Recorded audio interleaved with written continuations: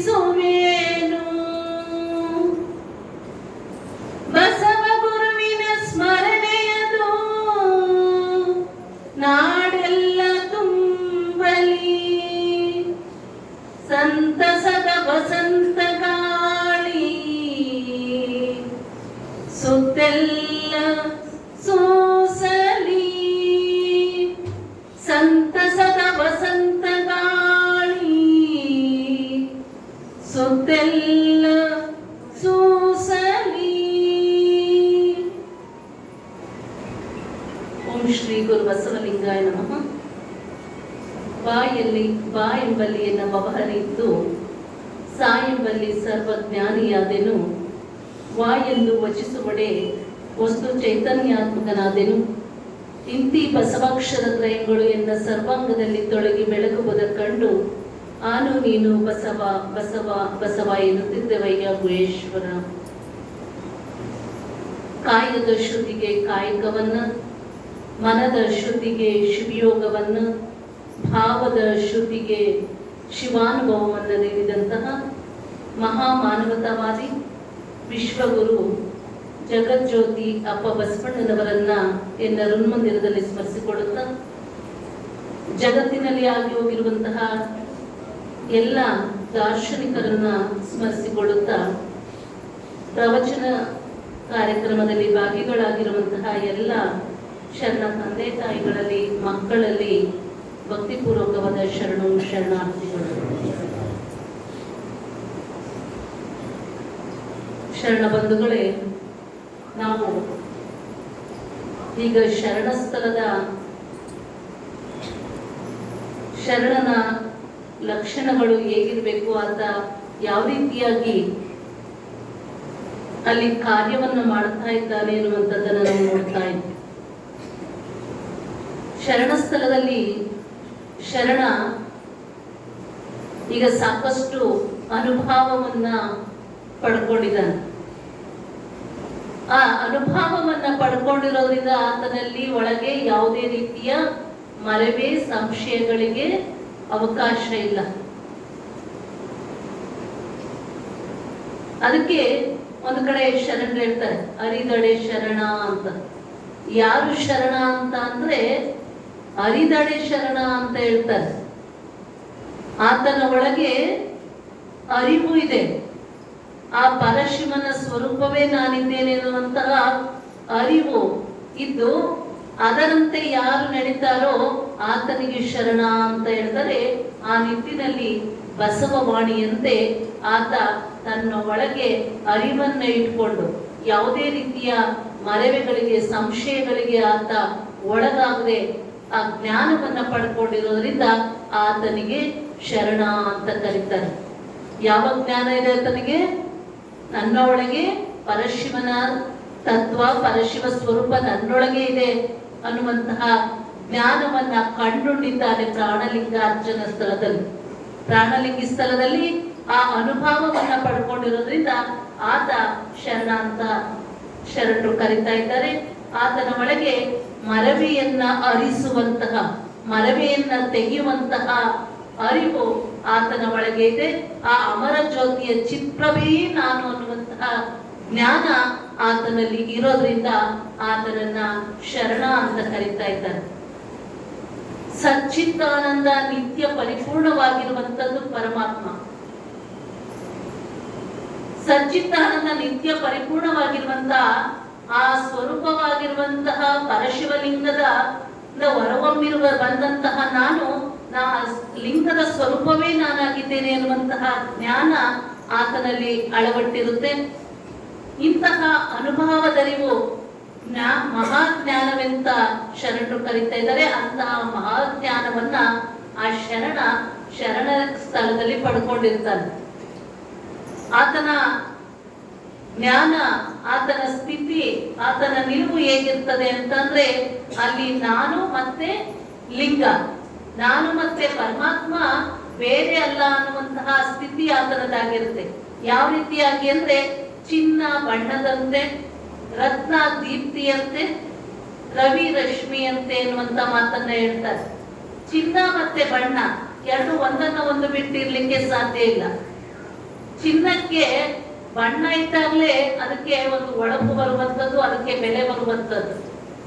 ಹಾಗೆ ಚಿನ್ನಕ್ಕೆ ಬಣ್ಣ ಹೇಗೆ ಬಿಟ್ಟಿರೋದಿಲ್ವೋ, ರತ್ನಕ್ಕೆ ರತ್ನ ದೀಪ್ತಿಯಂತೆ. ರತ್ನ ಅಂತ ಅಂದ್ರೆ ವಜ್ರ ಅಂತ ಅಂದ್ರೆ ಅಲ್ಲಿ ಹೊಳಪಿರ್ಬೇಕು, ಹೊಳಪಿಲ್ಲ ಅಂದ್ರೆ ಅದು ರತ್ನ ಅನ್ನಿಸ್ಕೊಳ್ಳೋದಿಲ್ಲ. ಹಾಗೆ ರತ್ನ ದೀಪ್ತಿಯಂತೆ, ರವಿ ರಶ್ಮಿಯಂತೆ. ಸೂರ್ಯ, ರವಿ ಅಂದ್ರೆ ಸೂರ್ಯ, ಸೂರ್ಯನ ಕಿರಣ ಬಿಟ್ಟು ಸೂರ್ಯ ಇರೋದಿಲ್ಲ, ಕಿರಣವನ್ನ ಬಿಟ್ಟು ಸೂರ್ಯ ಇರೋದಿಲ್ಲ, ಸೂರ್ಯನನ್ನ ಬಿಟ್ಟು ಕಿರಣ ಇರೋದಿಲ್ಲ. ಹಾಗೆ ಶರಣ ಸ್ಥಳದಲ್ಲಿರುವಂತಹ ಸಾಧಕನಿಗೆ ಏನು ಜ್ಞಾನ ಬಂದಿದೆ, ಏನು ಅರಿವು ಬಂದಿದೆ ಅಂದ್ರೆ ನನ್ನ ಬಿಟ್ಟು ಪರಮಾತ್ಮನಿಲ್ಲ, ಪರಮಾತ್ಮನ ಬಿಟ್ಟು ನಾನಿಲ್ಲ ಅನ್ನುವಂತಹ ಜ್ಞಾನವನ್ನ ಆತ ಪಡ್ಕೊಂಡಿರ್ತಾನೆ. ಆ ನಿಟ್ಟಿನಲ್ಲಿ ಏನು ನಾನು ಸಚ್ಚಿತ್ ಆನಂದ ಸ್ವರೂಪವಾಗಿರುವಂತಹ ಪರಶಿವನ ಸ್ವರೂಪವೇ ನಾನಿದ್ದೇನೆ ಎನ್ನುವಂತಹ ಜ್ಞಾನವನ್ನ ಇಲ್ಲಿ ಶರಣ ಸ್ಥಳದಲ್ಲಿ ಆತ ಪಡ್ಕೊಂಡು ಲಿಂಗಾಂಗ ಸಾಮರಸ್ಯದ ಬದುಕನ್ನ ಆತ ಮಾಡ್ತಾ ಇದ್ದಾನೆ.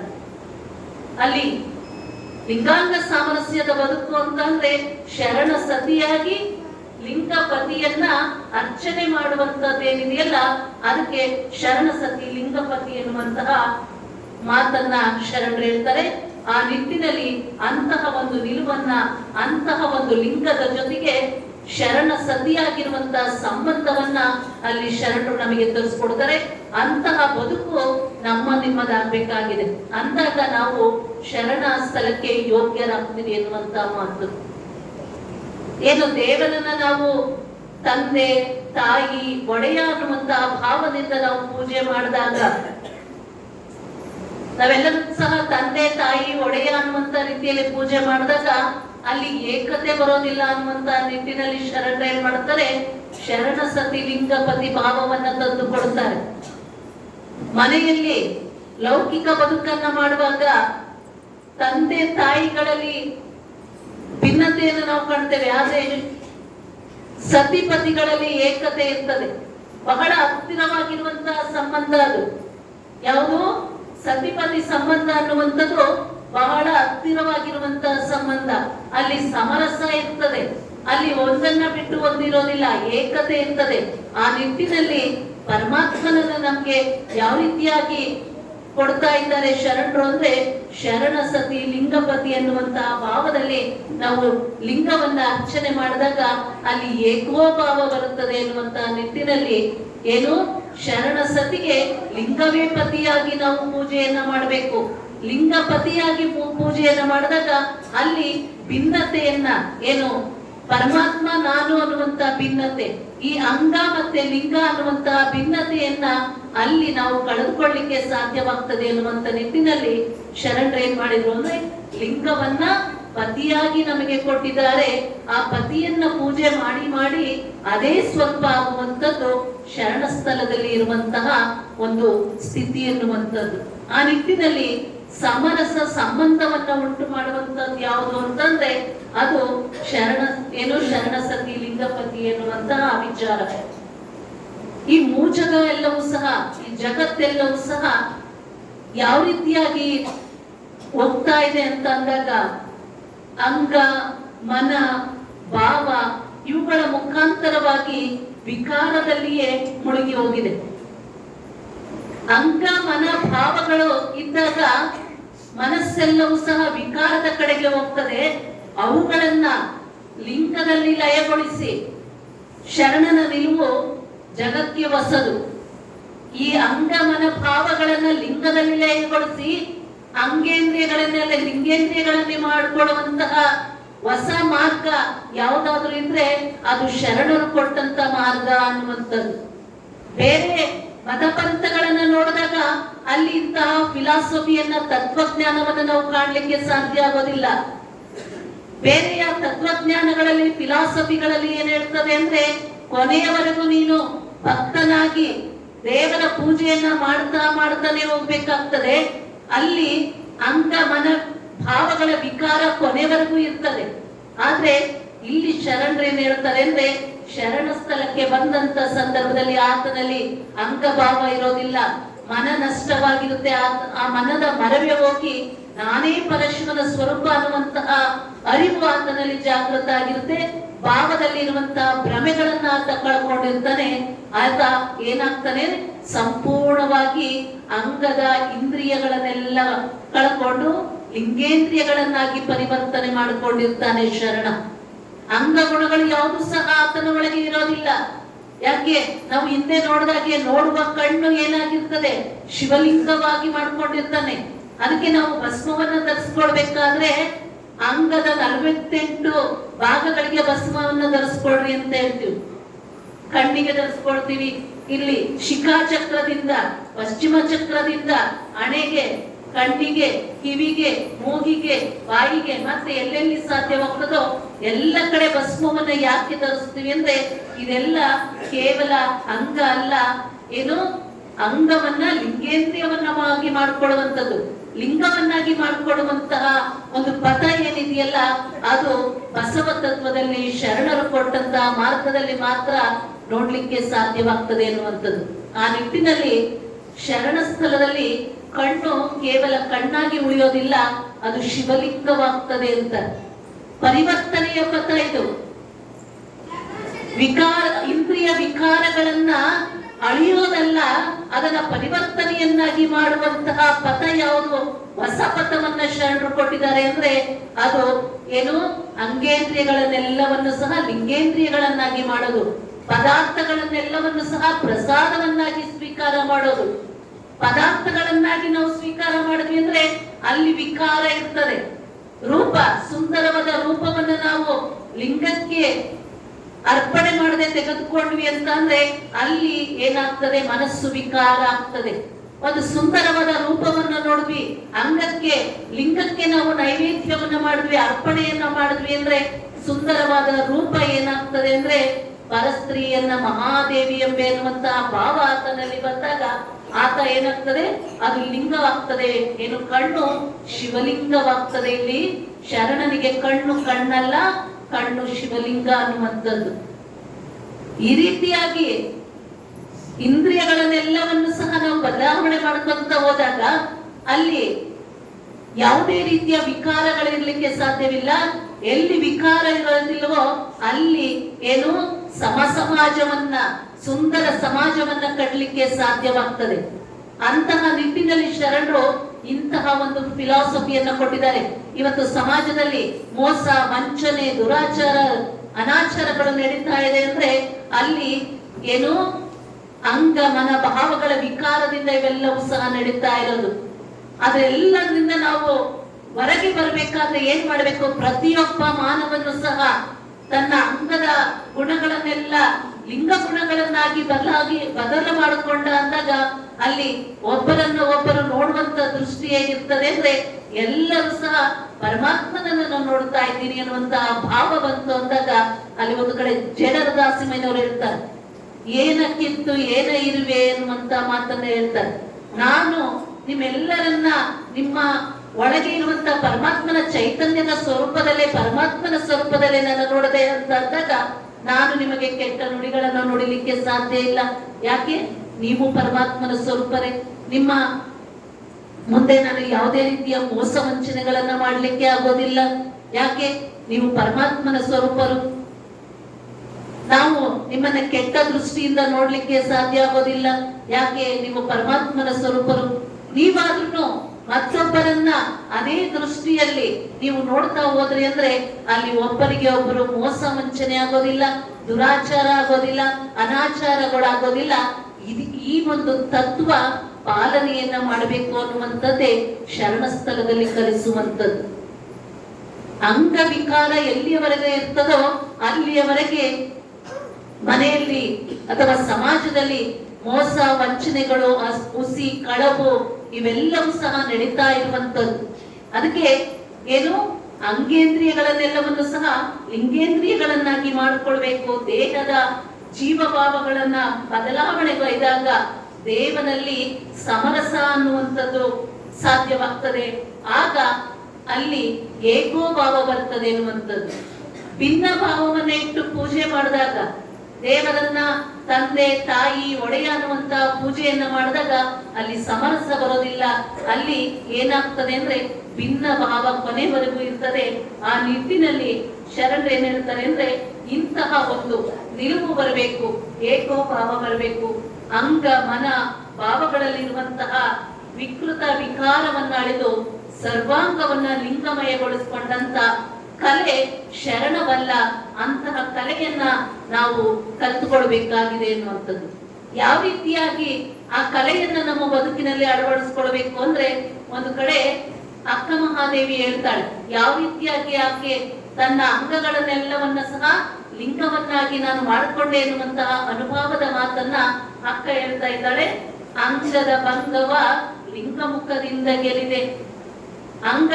ಈ ಅಂಗದ ಗುಣಗಳನ್ನ ನಾನು ಯಾವ ರೀತಿಯಾಗಿ ಗೆಲ್ಲಿದೆ ಅಂತಂದ್ರೆ, ಅಂಗದ ಭಂಗವ ಲಿಂಗಮುಖದಿಂದ ಗೆಲ್ಲಿದೆ ಎನ್ನುವಂತ ಮಾತನ್ನ ಹೇಳ್ತಾಳೆ.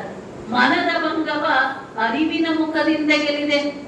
ಮನಸ್ಸಿನ ಭಂಗವನ್ನ, ಮನಸ್ಸಿನ ಚಂಚಲತೆಯನ್ನ ಯಾವ್ದ್ರ ಮುಖಾಂತರವಾಗಿ ಗೆಲ್ಲಿದೆ ಅಂದ್ರೆ ಅರಿವಿನ ಮುಖಾಂತರ ಗೆಲ್ಲಿದೆ. ಜೀವದ ಭಂಗವ, ಜೀವದಲ್ಲಿ ಇರುವಂತ ಜೀವ ಭಾವದಲ್ಲಿ ಇರುವಂತ ಭ್ರಮೆಯನ್ನ ಯಾವ ಮುಖದಿಂದ ಗೆಲ್ಲಿದೆ ಅಂದ್ರೆ ಶಿವಾನುಭವದಿಂದ ಗೆಲ್ಲಿದೆ ಎನ್ನುವಂತ ಮಾತನ್ನ ಹೇಳ್ತಾಳೆ. ಅಂಗದ ಭಂಗವ ಲಿಂಗ ಮುಖದಿಂದ ಗೆಲ್ಲಿದೆ ಅಂದ್ರೆ ಈ ಅಂಗದ ಅನಾಚಾರಗಳು ಹೋಗ್ಬೇಕಾದ್ರೆ ಈ ಅಂಗಕ್ಕೆ ನಾವು ಏನ್ ಕೊಡ್ಬೇಕು? ಸದಾಚಾರವನ್ನ ಕೊಡಬೇಕು. ಒಳ್ಳೆಯ ಕಾರ್ಯಗಳನ್ನು ಮಾಡುವಂತಹ ಆಚರಣೆಯನ್ನ ಈ ಅಂಗಕ್ಕೆ ಕೊಟ್ಟಾಗ ಅಂಗದ ಭಂಗ ಕಳ್ಕೊಳ್ಳಿಕ್ಕೆ ಸಾಧ್ಯವಾಗ್ತದೆ ಎನ್ನುವಂಥದ್ದು. ಅಂಗದಿಂದ ಅಲ್ಲದನ್ನ ಮಾಡಿದ್ರೆ ಅದು ಅನಾಚಾರ ಆಗ್ತದೆ. ಅಂಗದಿಂದ ಸದಾಚಾರವನ್ನ ಮಾಡಿಕೊಂಡ್ವಿ ಅಂದ್ರೆ ಅದು ಸದಾಚಾರವಾಗ್ತದೆ. ಒಳ್ಳೆ ಕೆಲಸಗಳನ್ನ ಮಾಡಿದ್ವಿ ಅಂದ್ರೆ ಸದಾಚಾರ ಆಗ್ತದೆ. ಆ ನಿಟ್ಟಿನಲ್ಲಿ ಈ ಅಂಗದಲ್ಲಿ ಇರುವಂತಹ ವಿಕಾರಗಳನ್ನ ನಾವು ಕಳೆದುಕೊಳ್ಬೇಕಾದ್ರೆ ಏನ್ ಮಾಡಬೇಕು? ಈ ಅಂಗದ ಮುಖಾಂತರವಾಗಿ ಸದಾಚಾರವನ್ನ, ಸಕ್ರಿಯೆಗಳನ್ನ ಮಾಡಿದಾಗ ಈ ಅಂಗದ ದುರ್ಗುಣಗಳನ್ನ, ಏನು ದುರ್ವರ್ತನೆಯನ್ನ ನಾವು ಕಳೆದುಕೊಳ್ಳಿಕ್ಕೆ ಸಾಧ್ಯ ಅನ್ನುವಂತ ಮಾತನ್ನ ಅಕ್ಕ ಹೇಳ್ತಾಳೆ. ಮನದ ಭಂಗವ ಅರಿವಿನ ಮುಖದಿಂದ ಗೆಲ್ಲಿದೆ ಅಂತ ಹೇಳ್ತಾಳೆ. ಅರಿವಿನ ಮುಖದಿಂದ ಅಂದ್ರೆ ಮನದ ಭಂಗವನ್ನ ಅರಿವು ಅಂದ್ರೆ ಜ್ಞಾನದಿಂದ, ಮನದಲ್ಲಿ ಇರುವಂತಹ ಮರವಿಯನ್ನ ಜ್ಞಾನದ ಮುಖಾಂತರವಾಗಿ ಹೋಗಲಾಡಿಸಿ ಅಲ್ಲಿ ಪ್ರಾಣಲಿಂಗಮಯಗೊಳಿಸಿಕೊಂಡಾಗ ಆ ಮನದ ಮರವಿಯೂ ಸಹ ಹೋಗ್ತದೆ. ಆ ನಿಟ್ಟಿನಲ್ಲಿ ಮನದ ಭಂಗವನ್ನ ಅರಿವಿನ ಮುಖದಿಂದ ಗೆಲ್ಲಿದೆ ಎನ್ನುವಂತ ಮಾತನ್ನ ಹೇಳ್ತಾಳೆ. ಇನ್ನ ಮೂರನೆಯದು ಜೀವದ ಭಂಗವ ಶಿವಾನುಭವದಿಂದ ಗೆಲ್ಲಿದೆ ಎನ್ನುವಂತ ಮಾತನ್ನ ಅಕ್ಕ ಹೇಳ್ತಾರೆ. ಜೀವಭಾವದ ಭಂಗವನ್ನ ಯಾವ ರೀತಿಯಾಗಿ ಕಳ್ಕೊಳ್ಬೇಕು ಅಂತಂದ್ರೆ, ಚಿತ್ತ, ಮನ, ಬುದ್ಧಿ, ಅಹಂಕಾರಗಳಲ್ಲಿ ಇರುವಂತಹ ಅಜ್ಞಾನ ಕತ್ತಲೆಯನ್ನ ಸುಜ್ಞಾನ ಅನ್ನುವಂತಹ ಬೆಳಕಿನಿಂದ ಹೋಗಲಾಡಿಸಿಕೊಂಡೆ ಎನ್ನುವಂತಹ ಮಾತನ್ನ ಹೇಳ್ತಾಳೆ. ಎಲ್ಲಿ ಶಿವಾನುಭವಗಳಿರ್ತದೋ, ಎಲ್ಲಿ ಶರಣರ ಸಂಘ ಇರ್ತದೋ ಅಲ್ಲಿ ಅದರ ಮುಖಾಂತರವಾಗಿ ನನ್ನ ಒಳಗೆ ಇರುವಂತಹ ಜೀವಭಾವದ ಭ್ರಮೆ ಅಂದ್ರೆ ಬಹಳ ಸೂಕ್ಷ್ಮವಾಗಿ ನಮ್ಮ ಒಳಗೆ ಕಾಡುವಂತದ್ದೇನಿದೆ ಅಂದ್ರೆ ಭ್ರಮೆ ಇರ್ತದೆ. ನಾನು ಈ ಕುಲದವನು, ಈ ಜಾತಿಯವನು, ಇಂತಹ ಧರ್ಮದವನು ಅನ್ನುವಂತ ಭ್ರಮೆ ಏನಿರ್ತದಲ್ಲ, ಆ ಭ್ರಮೆ ಬಹಳ ಸೂಕ್ಷ್ಮವಾಗಿ ಕಾಡ್ತಾ ಇರ್ತದೆ. ಅಂತಹ ಭ್ರಮೆಯನ್ನ, ಜೀವಭಾವದ ಭ್ರಮೆಯನ್ನ ಯಾವ ರೀತಿಯಾಗಿ ಕಳ್ಕೊಳ್ಳಿಕ್ಕೆ ಸಾಧ್ಯ ಅಂತಂದ್ರೆ ಶರಣರ ಸಂಘದಿಂದ, ಶಿವಾನುಭವದಿಂದ, ಸುಜ್ಞಾನ ಅನ್ನುವಂತ ಭ್ರಮೆಯಿಂದ ಅದನ್ನ ಕಳ್ಕೊಂಡಾಗ ಆತ ಏನು ಅಂಗೇಂದ್ರಿಯಗಳನ್ನೆಲ್ಲ ಕಳ್ಕೊಂಡು ಲಿಂಗೇಂದ್ರಿಯಗಳಾಗ್ತಾನೆ ಎನ್ನುವಂತ ಮಾತನ್ನ ಅಲ್ಲಿ ಅಕ್ಕ ಹೇಳ್ತಾ ಇದ್ದಾಳೆ. ಈ ನಿಟ್ಟಿನಲ್ಲಿ ಏನು ಶರಣ ಸ್ಥಳದಲ್ಲಿ ಆನಂದ ಭಕ್ತಿಯನ್ನ ಪಡ್ಕೊಂಡಿದ್ದಾನೆ. ಪ್ರಾಣಲಿಂಗಾರ್ಚನೆಯಲ್ಲಿ ಅನುಭವವನ್ನ ಪಡ್ಕೊಂಡಿದ್ದಾನೆ. ಆ ಅನುಭವದಿಂದ ಮುಂದೆ ಸಿಗುವಂತದ್ದು ಯಾವುದು ಅಂದ್ರೆ ಆನಂದ ಅನ್ನುವಂಥದ್ದು. ಅಂತಹ ಆನಂದ ಭಕ್ತಿಯನ್ನ ಇಲ್ಲಿ ಶರಣ ಸ್ಥಳದಲ್ಲಿ ಆತ ಪಡ್ಕೊಂಡಿದ್ದಾನೆ. ಶರಣ ಸತಿಯಾಗಿ ಲಿಂಗಪತಿಯನ್ನ ಪೂಜೆ ಮಾಡ್ತಾ ಆತನಿಗೆ ಸಿಗೋದು ಏನು ಅಂತಂದ್ರೆ ಆನಂದ ಅನ್ನುವಂಥದ್ದು. ಅದೇ ಪರಮಾನಂದ. ಯಾಕೆ? ತನ್ನ ಸ್ವಸ್ವರೂಪವನ್ನ ಆತ ಅನುಭವಿಸ್ತಿದ್ದಾನೆ. ಎಲ್ಲಿಯವರೆಗೆ ಸ್ವಸ್ವರೂಪದ ಜ್ಞಾನ ಬರುವುದಿಲ್ಲ, ಎಲ್ಲಿಯವರೆಗೆ ನಾನು ಆ ಪರಮಾತ್ಮನ ಸ್ವರೂಪವೇ ನಾನಿದ್ದೇನೆ ಅದನ್ನು ಕಂಡು ಅದರ ಅನುಭವವನ್ನು ನಾವು ಪಡೆಯೋದಿಲ್ಲ, ಅಲ್ಲಿಯವರೆಗೆ ಏನು ಜಗತ್ತಿನಲ್ಲಿ ದುಃಖ, ದುಮ್ಮಾನಗಳು, ನೋವು ಅನ್ನುವಂಥದ್ದು ಇರುವಂತದ್ದು. ಆ ನಿಟ್ಟಿನಲ್ಲಿ ಅಂಗದ ಗುಣಗಳನ್ನ ಕಳೆದುಕೊಂಡು ಲಿಂಗೇಂದ್ರಿಯಗಳನ್ನಾಗಿ ಮಾಡಿಕೊಂಡು ನನ್ನೊಳಗೆ ಇರುವಂತಹ ಪರಮಾತ್ಮನ ಸ್ವರೂಪ ಅದೇ ಇದೆ ಎನ್ನುವಂತಹ ಭಾವದಲ್ಲಿ ಅದನ್ನ ಕಂಡುಂಡು ಯಾರು ಬದುಕ್ತಾರೋ ಆಗ ಅಲ್ಲಿ ಬಡತನ ಇದ್ರೂ ಸಹ ಸಂತೃಪ್ತ ಬದುಕಿರ್ತದೆ, ಆನಂದ ಇರ್ತದೆ, ಪರಮಾನಂದ ಇರ್ತದೆ ಎನ್ನುವಂತ ಮಾತನ್ನ ಶರಣರು ಹೇಳ್ತಾರೆ. ಆ ನಿಟ್ಟಿನಲ್ಲಿ ಶರಣರ ಬದುಕು ಸಹ ಹಾಗೆ ಇತ್ತು. 12ನೇ ಶತಮಾನದಲ್ಲಿ ಬಸವಣ್ಣ ಬಿಜ್ಜಳನ ಆಸ್ಥಾನದಲ್ಲಿ ಮಂತ್ರಿಯಾಗಿದ್ರು ಸಹ ಅವರು ಇಂದಿಗೆ ನಾಳಿಗೆ ಬೇಕೆಂದನಾದರೆ ನಿಮ್ಮ ಆಣೆ ನಿಮ್ಮ ಪ್ರಮದ ನಾಣೆ ಎನ್ನುವಂತಹ ಮಾತನ್ನ ಶರಣರು ವಚನಗಳಲ್ಲಿ ಹೇಳ್ತಾರೆ. ಅವರು ಬಿಜ್ಜಳನ ಆಸ್ಥಾನದಲ್ಲಿ ಇದ್ದು ಮಂತ್ರಿ ಸ್ಥಾನದಲ್ಲಿ ಇದ್ರು ಸಹ ಇವತ್ತಿಗೆ ನಾಳೆಗೆ ನನ್ನ ಮಕ್ಕಳಿಗೆ ಅಂತ ಅವರು ಶೇಖರಣೆಯನ್ನ ಮಾಡಲಿಲ್ಲ, ಸಂಗ್ರಹವನ್ನ ಮಾಡಲಿಲ್ಲ. ಅವತ್ತಿಗೆ ಎಷ್ಟು ಬೇಕು ಅಷ್ಟನ್ನೇ ತೆಗೆದುಕೊಂಡು ಬಂದು ಅದನ್ನ ಗುರುಲಿಂಗ ಜಂಗಮಕ್ಕೆ ದಾಸೋಹವನ್ನು ಮಾಡಿ ಉಳಿದದನ್ನ ಉಂಡು ಸಂತೃಪ್ತ ಬದುಕನ್ನ ಮಾಡ್ತಾ ಇದ್ರು ಅಂತ ಅಂದ್ರೆ ಯಾಕೆ ಅಂತ ಕೇಳಿದಾಗ ಅಲ್ಲಿ ಅಂಗವಿಕಾರ ಇರ್ಲಿಲ್ಲ. ಅಂಗವಿಕಾರ ಇತ್ತು ಅಂತ ಅಂದಾಗ ಏನ್ ಬರ್ತದೆ ಅಂದ್ರೆ ಎಲ್ಲದು ನನಗೆ ಬೇಕು ಬೇಕು ಬೇಕು ಅನ್ನುವಂತ ಭಾವ ಬರ್ತದೆ. ಅದಕ್ಕೆ ಶರಣ ಸತಿ ಲಿಂಗಪತಿಯಾಗಿ ಆ ಅನುಭವವನ್ನ ಆ ಜ್ಞಾನವನ್ನ ಪಡ್ಕೊಂಡಾಗ ಇರೋದ್ರಲ್ಲೇ ತೃಪ್ತಿಯನ್ನ ಕಲಿಸುವಂತದ್ದು ಯಾವುದು ಅಂದ್ರೆ ಅದು ಶಿವಯೋಗ ಅನ್ನುವಂಥದ್ದು. ಆ ನಿಟ್ಟಿನಲ್ಲಿ ಶಿವಯೋಗವನ್ನ ಮಾಡಿದಾಗ ಒಂದು ಕೊರತೆ ಬದುಕಿನಲ್ಲಿ ಏನೇ ಕೊರತೆ ಬಂದರೂ ಸಹ ಅದು ಕೊರತೆ ಅನ್ನಿಸ್ಕೊಡೋದಿಲ್ಲ, ಇರೋದ್ರಲ್ಲೇ ಸಂತೃಪ್ತಿಯನ್ನ ಪಡೆಯುವಂತಹ ಭಾವವನ್ನ ತಂದು ಕೊಡ್ತದೆ ಲಿಂಗ ಪೂಜೆ ಅನ್ನುವಂಥದ್ದು, ಶಿವಯೋಗ ಅನ್ನುವಂಥದ್ದು. ಆ ನಿಟ್ಟಿನಲ್ಲಿ ಪ್ರತಿನಿತ್ಯ ಶಿವಯೋಗವನ್ನ ಮಾಡ್ರಿ ಅಂತ ಅದಕ್ಕೆ ಶರಣರು ಹೇಳೋದು.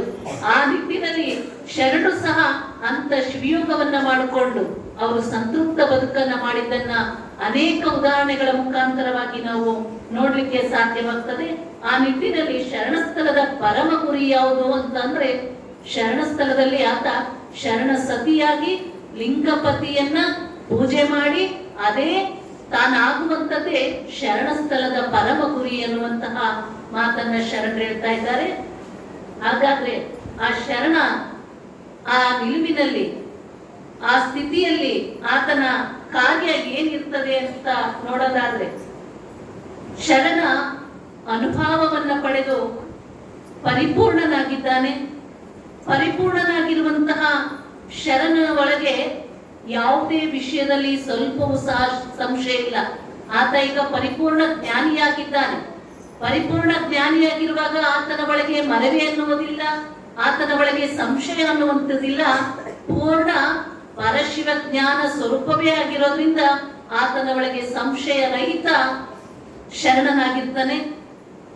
ಆತನ ಬದುಕು ಈಗ ಪರಮ ಗುರಿ ಯಾವುದು ಅಂತ ಕೇಳಿದಾಗ ಲೋಕದಲ್ಲಿನ ತಪ್ಪು ತಡೆಗಳನ್ನ ಸ್ಪಷ್ಟವಾಗಿ ಕಾಣುವಂತಹ ಮಹಾಜ್ಞಾನ ದೃಷ್ಟಿಯನ್ನ ಆತ ಅಳವಡಿಸಿಕೊಂಡಿರ್ತಾನೆ.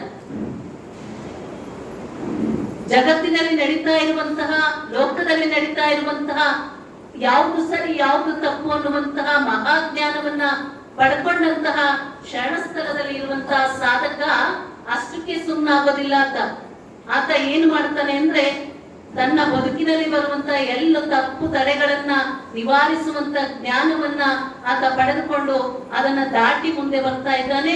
ಅಷ್ಟೇ ಅಲ್ಲ, ಜೊತೆಗೆ ಸಮಾಜದಲ್ಲಿ ಇರುವಂತಹ ತಾಮಸವನ್ನ ನಿರಸನಗೊಳಿಸುವಂತ ಶಕ್ತಿಯನ್ನು ಆತ ಪಡೆದುಕೊಂಡು ಒಂದು ಜಾಗದಲ್ಲಿ ಇದ್ದು ಜ್ಞಾನವನ್ನ ಪಡ್ಕೊಂಡಂತಹ ಶರಣ ಒಂದು ಜಾಗದಲ್ಲಿ ಇದ್ದು ಅಲ್ಲಿ ಇರುವಂತಹ ಅಜ್ಞಾನವನ್ನ ಕಳೆಯುವಂತಹ ಕೆಲಸವನ್ನ ಆತ ಮಾಡ್ತಾನೆ. ನಂತರ ಸುಳಿದು ಎಲ್ಲ ಕಡೆ ಸಂಚಾರವನ್ನ ಮಾಡಿ ಜನರಲ್ಲಿ ಇರುವಂತಹ ಅಜ್ಞಾನವನ್ನ ತಪ್ಪು ತಡೆಗಳನ್ನ ಕಳೆಯುವಂತಹ ಕೆಲಸವನ್ನು ಸಹ ಆತ ಮಾಡ್ತಾ ಇದ್ದಾನೆ. ನಂತರ ಆತ ಲೋಕ ಕಲ್ಯಾಣಕ್ಕಾಗಿಯೇ ತನ್ನ ಜೀವನ ಉಳಿಪು ಅನ್ನುವಂತಹ ಭಾವದಲ್ಲಿ ಆತ ಸಂಚಾರವನ್ನ ಮಾಡ್ತಾನೆ. ಆತನಿಗೆ ಶರಣ ಅಂತ ಕರೀತಾರೆ. ಅದು ಶರಣನ ಮುಖ್ಯ ಗುರಿಯಾಗಿರ್ತದೆ. ಏನು? ಲೋಕ ಕಲ್ಯಾಣಕ್ಕಾಗಿಯೇ ನನ್ನ ಜೀವನ ಮುಡಿಪು ಅನ್ನುವಂತಹ ನಿಟ್ಟಿನಲ್ಲಿ ಒಂದು ಕಡೆ ಇದ್ದು ಜ್ಞಾನವನ್ನ ಕೊಡ್ತಾ ಇರುವಂತಹ ಜಂಗಮ, ಮತ್ತೊಂದು ಕಡೆ ಸಂಚಾರವನ್ನ ಮಾಡ್ತಾ ಸುಳಿದು ಸಮಾಜದಲ್ಲಿ ಇರುವಂತಹ ಜನತೆಯಲ್ಲಿ ಇರುವಂತಹ ಅಜ್ಞಾನವನ್ನ ಕಳೆಯುವಂತಹ ಕೆಲಸವನ್ನ ಮಾಡ್ತಾನೆ. ಒಟ್ಟಾರೆಯಾಗಿ ಆತನ ಗುರಿ ಏನು ಅಂತಂದ್ರೆ ಸಕಲ ಜೀವಾತ್ಮರಿಗೆ ಲೇಸನ್ನ ಬಯಸುವಂತಹದ್ದು ಅಂತ. ಅದಕ್ಕೆ ಸಕಲ ಜೀವಾತ್ಮರಿಗೆ ಲೇಸನ್ನ ಯಾರು ಬಯಸ್ತಾರೆ ಆತನೇ ಶರಣ ಅನ್ನುವಂಥದ್ದು. ಆತನ ಒಳಗೆ ಯಾವುದೇ ಭೇದ ಭಾವ ಇರೋದಿಲ್ಲ, ಲಿಂಗ ಭೇದ ಇರೋದಿಲ್ಲ, ವರ್ಗ ಭೇದ ಇರೋದಿಲ್ಲ, ಏನು ಶ್ರೀಮಂತ ಬಡವ ಅನ್ನುವಂತಹ ಭೇದ ಭಾವ ಇರೋದಿಲ್ಲ. ಯಾಕೆ? ಆತ ಆ ಎಲ್ಲ ಭ್ರಮೆಗಳಿಂದ ಆತ ಹೊರಗೆ ಬಂದಿರ್ತಾನೆ. ಆತನ ಒಳಗೆ ಅರಿವು ಏನಿದೆ ಅಂದ್ರೆ ನನ್ನೊಳಗೆ ಆ ಪರಶಿವನ ಸ್ವರೂಪ ನಾನೇ ಇದ್ದೀನಿ, ಜಗತ್ತು ಸಹ ಆ ಪರಶಿವನ ಸ್ವರೂಪದಿಂದಲೇ ಆಗಿರೋದ್ರಿಂದ ಆತ ಏನು ಮಾಡ್ತಾನೆ ಅಂದ್ರೆ ಸಕಲ ಜೀವಾತ್ಮರಿಗೆ ಲೇಸನ್ನ ಬಯಸ್ತಾ ಹೋಗ್ತಾನೆ. ಒಂದು ಸ್ಥಳದಲ್ಲಿ ಇದ್ದು ಮಾಡಬಹುದು, ಅಥವಾ ಸಂಚಾರವನ್ನ ಮಾಡ್ತಾ ಜಂಗಮನಾಗಿ ಚರಜಂಗಮನಾಗಿ ಏನು ಸಕಲ ಜೀವಾತ್ಮರಿಗೆ ಲೇಸನ್ನ ಬಯಸ್ತಾ ಆತ ಸಂಚಾರವನ್ನ ಮಾಡ್ತಾನೆ. ಈ ರೀತಿಯಾಗಿ ಸುಳಿಯುವಂತಹ ಜಂಗಮನ ಸ್ಥಿತಿ ಹೇಗಿರ್ತದೆ ಅಂದ್ರೆ ಆತ ಜಗತ್ಪಾವನವನ್ನ ಮಾಡ್ತಾ ಇರುವಂತಹ ಜಂಗಮ ಜಗದ್ವರಿತ ಜಗದೀಶ ಅನ್ನುವಂತ ಮಾತನ್ನ ಹೇಳ್ತಾರೆ. ಆತ ಬೇರೆ ಯಾರು ಅಲ್ಲ, ಆತ ಆ ಪರಮಾತ್ಮನ ಸ್ವರೂಪವೇ ಆತ ಆಗಿರ್ತಾನೆ. ಆತನೇ ಜಗದೀಶ ಅನ್ನುವಂತ ಮಾತನ್ನ ಒಂದು ಕಡೆ ಅಲ್ಲಮ ಪ್ರಭುಗಳು ಹೇಳ್ತಾರೆ. ಶರಣನ ನಿಲುವು ಅಂತ ಅಂದ್ರೆ ಆತ ಕೇವಲ ಮಾನವ ಅಲ್ಲ, ಆತನ ನಿಲುವು ಹೇಗಿರ್ತದೆ ಅಂದ್ರೆ ಆತನೇ ಪರಮಾತ್ಮನ ಸ್ವರೂಪ.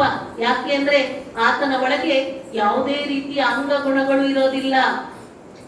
ಆತನ ಒಳಗೆ ಇರೋದೆಲ್ಲವೂ ಸಹ ಲಿಂಗ ಗುಣಗಳಾಗಿರ್ತದೆ. ಆತನ ದೃಷ್ಟಿ ಎಲ್ಲವೂ ಸಹ ಶಿವಲಿಂಗವಾಗಿರ್ತದೆ. ಆತನ ಕಿವಿ ಏನಾಗಿರ್ತದೆ ಪ್ರಸಾದ ಲಿಂಗ ಆಗಿರ್ತದೆ. ಹೀಗೆ ಎಲ್ಲ ಅಂಗಗಳನ್ನ ಏನ್ ಮಾಡ್ಕೊಂಡಿರ್ತಾನೆ ಆತ ಲಿಂಗಮಯವನ್ನಾಗಿ ಮಾಡ್ಕೊಂಡಿರ್ತಾನೆ. ಆ ನಿಟ್ಟಿನಲ್ಲಿ ಆತನೇ ಪರಮಾತ್ಮನ ಸ್ವರೂಪವಾಗಿರ್ತಾನೆ ಎನ್ನುವಂಥದ್ದು. ಅದಕ್ಕೆ ಆತ ಏನು ಜಗತ್ಪಾವನವನ್ನ ಮಾಡುವಂತಹ ಜಗದೀಶ ಅನ್ನುವಂತಹ ಮಾತನ್ನ ಒಂದು ಕಡೆ ಅಲ್ಲಮ ಪ್ರಭುಗಳು ಹೇಳ್ತಾರೆ. ಆತ ಸುಳಿದ ಅಂದ್ರೆ ಹೇಗಿರ್ತದೆ ಅಂತ ಅಂದ್ರೆ ಒಂದು ಕಡೆ ಹೇಳ್ತಾರೆ ಕಂಡದ್ದೆಲ್ಲ ಪಾವನ, ಆತ ನೋಡಿದ್ದೆಲ್ಲವೂ ಸಹ ಪಾವನವಾಗ್ತದಂತೆ. ಶರಣ ಸುಳಿತಾ ಇದ್ದಾನೆ ಜಗತ್ತನ್ನ ಲೋಕ ಕಲ್ಯಾಣಕ್ಕೆ ಅಂದಾಗ ಆತನಿಗೆ ಏನು ಸಮಾಜದಲ್ಲಿ ಇರುವಂತಹ ತಪ್ಪು ತಡೆಗಳನ್ನ ಕಳೆಯುವಂತಹ ಶಕ್ತಿ ಆತನಲ್ಲಿದೆ. ಆ ನಿಟ್ಟಿನಲ್ಲಿ ಆತ ಸುಳಿತಾ ಇದ್ದಾನೆ, ಆತನ ಜಗತ್ತನ್ನ ನೋಡ್ತಾ ಇದ್ದಾನೆ ಅಂದ್ರೆ ಕಂಡುದೆಲ್ಲ ಪಾವನ, ಕೇಳಿದ್ದೆಲ್ಲ ಪರಮಬೋಧೆ, ಮುಟ್ಟಿದ್ದೆಲ್ಲ ಪರಶದ ಸೋಂಕು, ಒಡನೆ ನುಡಿದರೆಲ್ಲರೂ ಸದ್ಯೋನ್ಮುಕ್ತರು ಅನ್ನುವಂತಹ ಮಾತನ್ನ ಶರಣರು ಹೇಳ್ತಾ ಇದ್ದಾರೆ. ಅಲ್ಲಮ ಪ್ರಭುಗಳು ಹೇಳ್ತಾರೆ ಕಂಡುದೆಲ್ಲವೂ ಪಾವನವಂತೆ. ಆ ಶರಣ ಜಗತ್ತನ ಲೋಕದ ಕಲ್ಯಾಣವನ್ನ ಮಾಡ್ತಾ ಸುಳಿತಾ ಇರುವಂತ ಸಂದರ್ಭದಲ್ಲಿ ಆತ ನೋಟವನ್ನ ಒಂದು ಸಲ ಬೀರಿದ ಅಂತಂದ್ರೆ ಅವೆಲ್ಲವೂ ಸಹ ಪಾವನವಾಗ್ತದೆ ಅಂತ ಹೇಳ್ತಾರೆ. ಯಾಕೆ? ಆತನ ಕಣ್ಣಲ್ಲ, ಆತನ ಕಣ್ಣೇನಾಗಿದೆ ಶಿವಲಿಂಗವಾಗಿದೆ. ಆ ನೋಟದಿಂದ ಆತ ಎಲ್ಲವನ್ನ ನೋಡ್ದ ಅಂತಂದ್ರೆ ನೋಡಿದ್ದೆಲ್ಲವೂ ಸಹ ಪಾವನವಾಗ್ತದೆ. ಯಾಕೆ? ಆತನ ಕಣ್ಣುಗಳಲ್ಲಿ ಕರುಣೆಯ ಜಲ ಇದೆ. ಆ ಕರುಣೆಯ ಜಲದಿಂದ ಆತ ನೋಡ್ದ ಅಂದಾಗ ಅದೆಲ್ಲವೂ ಸಹ ಪಾವನವಾಗ್ತದೆ. ಏನು ತಾಪತ್ರೆಯ ಅಗ್ನಿಯಲ್ಲಿ ಬೈತಾ ಇರುವಂತಹ ಮನುಷ್ಯನಿಗೆ, ಜೀವಿಗಳಿಗೆ ತಂಪನ್ನ ನೀಡುವಂತಹ ವಿಚಾರಗಳನ್ನ ಆತ ಕೊಟ್ಟ, ಜ್ಞಾನವನ್ನ ಕೊಟ್ಟ ಅಂದಾಗ ಆ ಜಗತ್ತೆಲ್ಲವೂ ಸಹ ಪಾವನವಾಗ್ತದೆ. ಅದು ಶರಣನ ನಿಲುವು ಅನ್ನುವಂತ ಮಾತನ್ನ ಹೇಳ್ತಾರೆ. ಮತ್ತೆ ಮುಂದೆ ಶರಣನ ಮಾತು ಜ್ಯೋತಿರ್ಲಿಂಗ ಅನ್ನುವಂತ ಮಾತನ್ನ ಹೇಳ್ತಾರೆ. ಶರಣನ ಮಾತು ಮಾಣಿಕ್ಯದ ದೀಪ್ತಿಯಂತೆ. ಶರಣನ ಮಾತು ಬೋಧೆಯನ್ನು ನಾವು ಕೇಳ್ತಾ ಇದ್ದೀವಿ ಅಂತ ಅಂದಾಗ ಕೇಳಿದವರ ಬಾಳಿಗೆ ಬೆಳಕನ್ನ ನೀಡುವಂತಹ ಮಾತುಗಳು ಶರಣನ ಮಾತುಗಳಾಗಿರ್ತವೆ.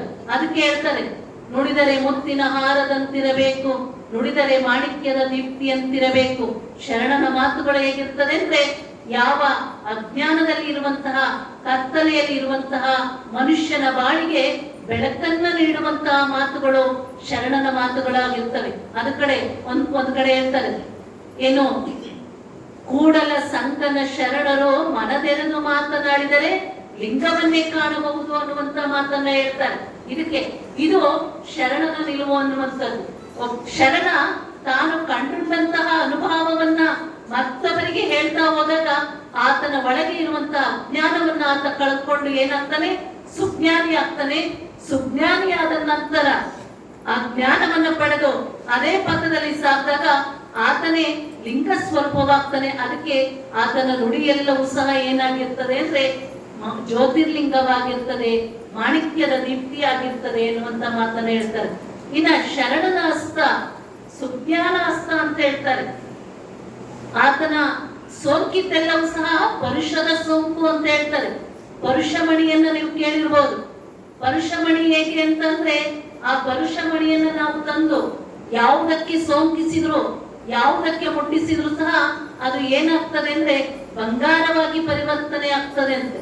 ಹಾಗೆ ಶರಣನ ಸ್ಪರ್ಶ ಹೇಗಿರ್ತದೆ ಅಂದ್ರೆ ತನ್ನಂತೆ ಮಾಡಿಕೊಳ್ಳುವಂತಹ ಶಕ್ತಿ ಆ ಶರಣದಲ್ಲಿ ಇರ್ತದೆ ಎನ್ನುವಂಥದ್ದು. ಅಂತಹ ನಿಲುವು ಆ ಶರಣರಾಗಿರ್ತದೆ.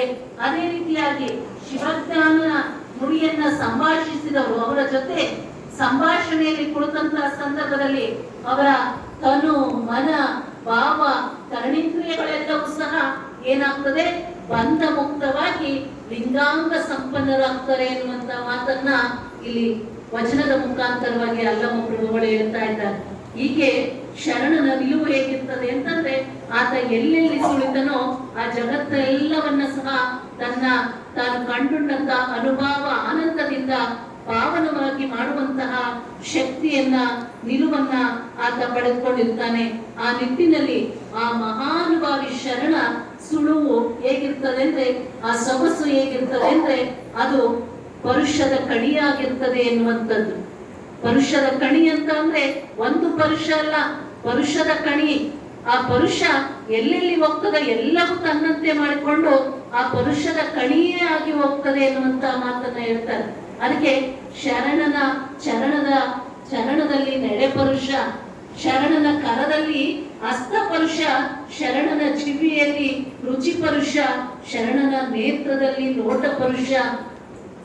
ಸರ್ವಾಂಗ ಲಿಂಗವಾದಾಗ ನೋಡುವಂತ ನೋಟ ಲಿಂಗವಾದಾಗ ಅದು ಪರುಷವಾಗಿ ಕಣ್ಣು ಪರುಷ ಆಗಿದೆ, ಕಿವಿ ಪರುಷ ಆಗಿದೆ, ಮುಟ್ಟುವಂತ ಹಸ್ತ ಪರುಷ ಆಗಿದೆ. ಯಾವ ರೀತಿಯಲ್ಲಿ ಆತ ಶರಣ ನೋಡಿದ್ರು, ಮುಟ್ಟಿದ್ರು, ಕೇಳಿದ್ರು ಎಲ್ಲವನ್ನ ಪರಿವರ್ತನೆ ಮಾಡುವಂತಹ ಶಕ್ತಿ ಯಾರಲ್ಲಿ ಇರ್ತದೆ ಅಂದ್ರೆ ಆ ಶರಣ ಸ್ಥಳದಲ್ಲಿ ಇರುವಂತಹ ಸಾಧಕನಲ್ಲಿ ಇರ್ತದೆ ಎನ್ನುವಂತಹ ಮಾತನ್ನ ಅಲ್ಲಿ ಶರಣರು ಹೇಳ್ತಾ ಇದ್ದಾರೆ. ಈ ರೀತಿಯಾಗಿ ತಾನು ಕಂಡುಂಡಂತಹ ಬೆಳಕನ್ನ ನೀಡುವಂತಹ ಜ್ಯೋತಿ ಈ ಶರಣ. ಶಿವಜ್ಞಾನವನ ಪ್ರಭೆಯನ್ನ ಬೀರ್ತಾ ಆತ ಚರಲಿಂಗವಾಗಿ ಬೋಧೆಯನ್ನ ಮಾಡ್ತಾ ಸಂಚಾರವನ್ನ ಮಾಡ್ತಾ ಇರ್ತಾನೆ. ಆ ಸಂಚಾರವನ್ನ ಮಾಡುವಂತಹ ಸಂದರ್ಭದಲ್ಲಿ ಆತ ಯಾವ ರೀತಿಯಾಗಿ ಎಲ್ಲವನ್ನ ತಪ್ಪು ತಡೆಗಳನ್ನ ಯಾವ ರೀತಿಯಾಗಿ ಖಂಡಿಸ್ತಾ ಇದ್ದಾನೆ ಅಂತ ಅಂದ್ರೆ ಅದು ಸನ್ಯಾಸಿ ಇರ್ಬೋದು, ಯೋಗಿ ಇರ್ಬೋದು, ಜೋಗಿ ಇರ್ಬೋದು, ಅವಧೂತ ಇರ್ಬೋದು, ಯಾರ ತಪ್ಪು ತಡೆಗಳನ್ನು ಆತ ಲೆಕ್ಕಿಸೋದಿಲ್ಲ. ಎಲ್ಲರ ತಪ್ಪುಗಳನ್ನ ತೀಡಿ ಮುಂದೆ ಹೋಗುವಂತಹ ಅವನು ಶರಣನಾಗ್ತಾನೆ. ಆತನ ಒಳಗೆ ಏನು ಯಾವುದೇ ರೀತಿಯ ನಿರ್ದಾಕ್ಷಿಣ್ಯ ಅನ್ನುವಂಥದ್ದಿರೋದಿಲ್ಲ. ಲೋಕ ವಿರೋಧಿ ಶರಣನಾರಿಗೂ ಹಂಚುವುದಿಲ್ಲ ಅನ್ನುವಂತ ಮಾತನ್ನ ಹೇಳ್ತಾರೆ. ಲೋಕ ವಿರೋಧಿ ಶರಣ ಲೋಕದಂತೆ ನಡೆಯ ಲೋಕದಂತೆ ನುಡಿಯ ಅನ್ನುವಂತ ಮಾತನ್ನ ಹೇಳ್ತಾರೆ. ಲೋಕದಲ್ಲಿ 4 ಜನ ನುಡಿತಾ ಇದ್ದಾರೆ ಅಂದ್ರೆ ಅದಕ್ಕೆ ಆತ ತಲೆಬಾಗೋದಿಲ್ಲ. ಲೋಕದಂತೆ ನುಡಿಯ ಲೋಕದಂತೆ ನಡೆಯ ಆತನ ಮಾರ್ಗವೇ ಏನು ಉಪಮಿಸಬಾರದು, ಉಪಮಾತೀತನು ಅನ್ನುವಂತ ಮಾತನ್ನ ಹೇಳ್ತಾರೆ. ಆತನನ್ನ ಯಾವುದಕ್ಕೂ ಸಹ ಹೋಲಿಕೆ ಮಾಡ್ಲಿಕ್ಕೆ ಸಾಧ್ಯ ಆಗೋದಿಲ್ಲ.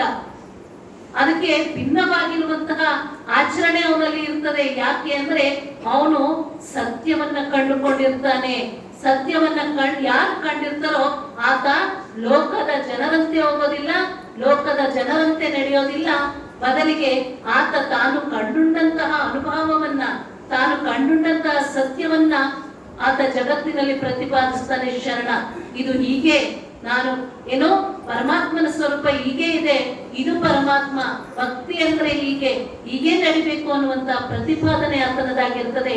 ಆ ನಿಟ್ಟಿನಲ್ಲಿ ಅಂತಹ ಜ್ಞಾನವನ್ನ ಪಡೆದಂತಹ ಶರಣ ಆ ಮಾರ್ಗದಲ್ಲಿ ನಡೆದು ಸಮಾಜದ ಜನತೆಯನ್ನ ತೀಡುವಂತಹ ಪ್ರಯತ್ನವನ್ನ ಆತ ಮಾಡ್ತಾ ಇದ್ದಾನೆ.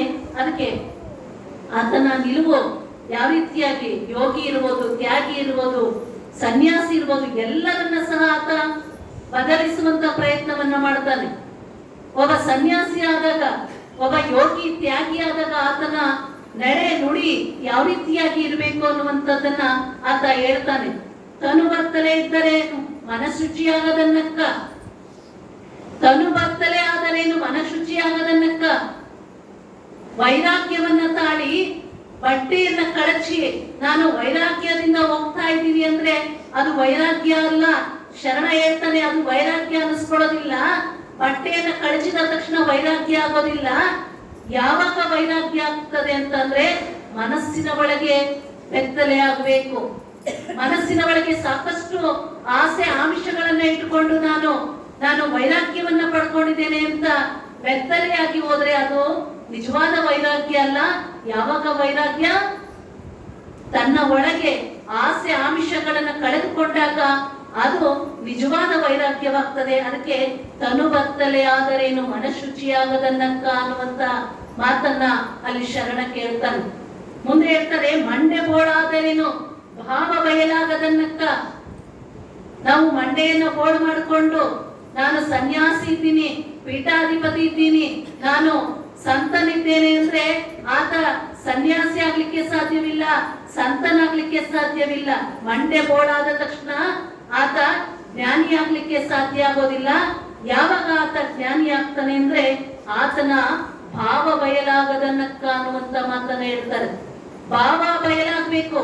ಯಾವ ರೀತಿಯಾಗಿ ಭಾವ ಬಯಲಾಗ್ಬೇಕು ಅಂದ್ರೆ ಭಾವದ ಒಳಗೆ ಇರುವಂತಹ ಭ್ರಮೆಗಳೇನಿದೆಯಲ್ಲ ಆ ಭ್ರಮೆಗಳನ್ನ ಆತ ಕಳೆದುಕೊಳ್ಬೇಕು.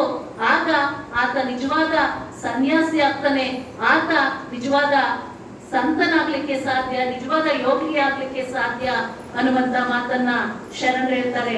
ಆ ನಿಟ್ಟಿನಲ್ಲಿ ಏನು ಹಣೆಯಲ್ಲಿ ವಿಭೂತಿಯ ಧರಿಸಿದರೇನು ಕರ್ಣೇಂದ್ರಿಯಗಳ ಗುಣಗಳನ್ನ ಕಳೆದುಕೊಳ್ಳದನಕ್ಕ. ಹಣೆಯಲ್ಲಿ ವಿಭೂತಿಯನ್ನ ಧರಿಸ್ಕೊಂಡ ತಕ್ಷಣ ನೀನು ಪರಿಶುದ್ಧನಾಗೋದಿಲ್ಲ.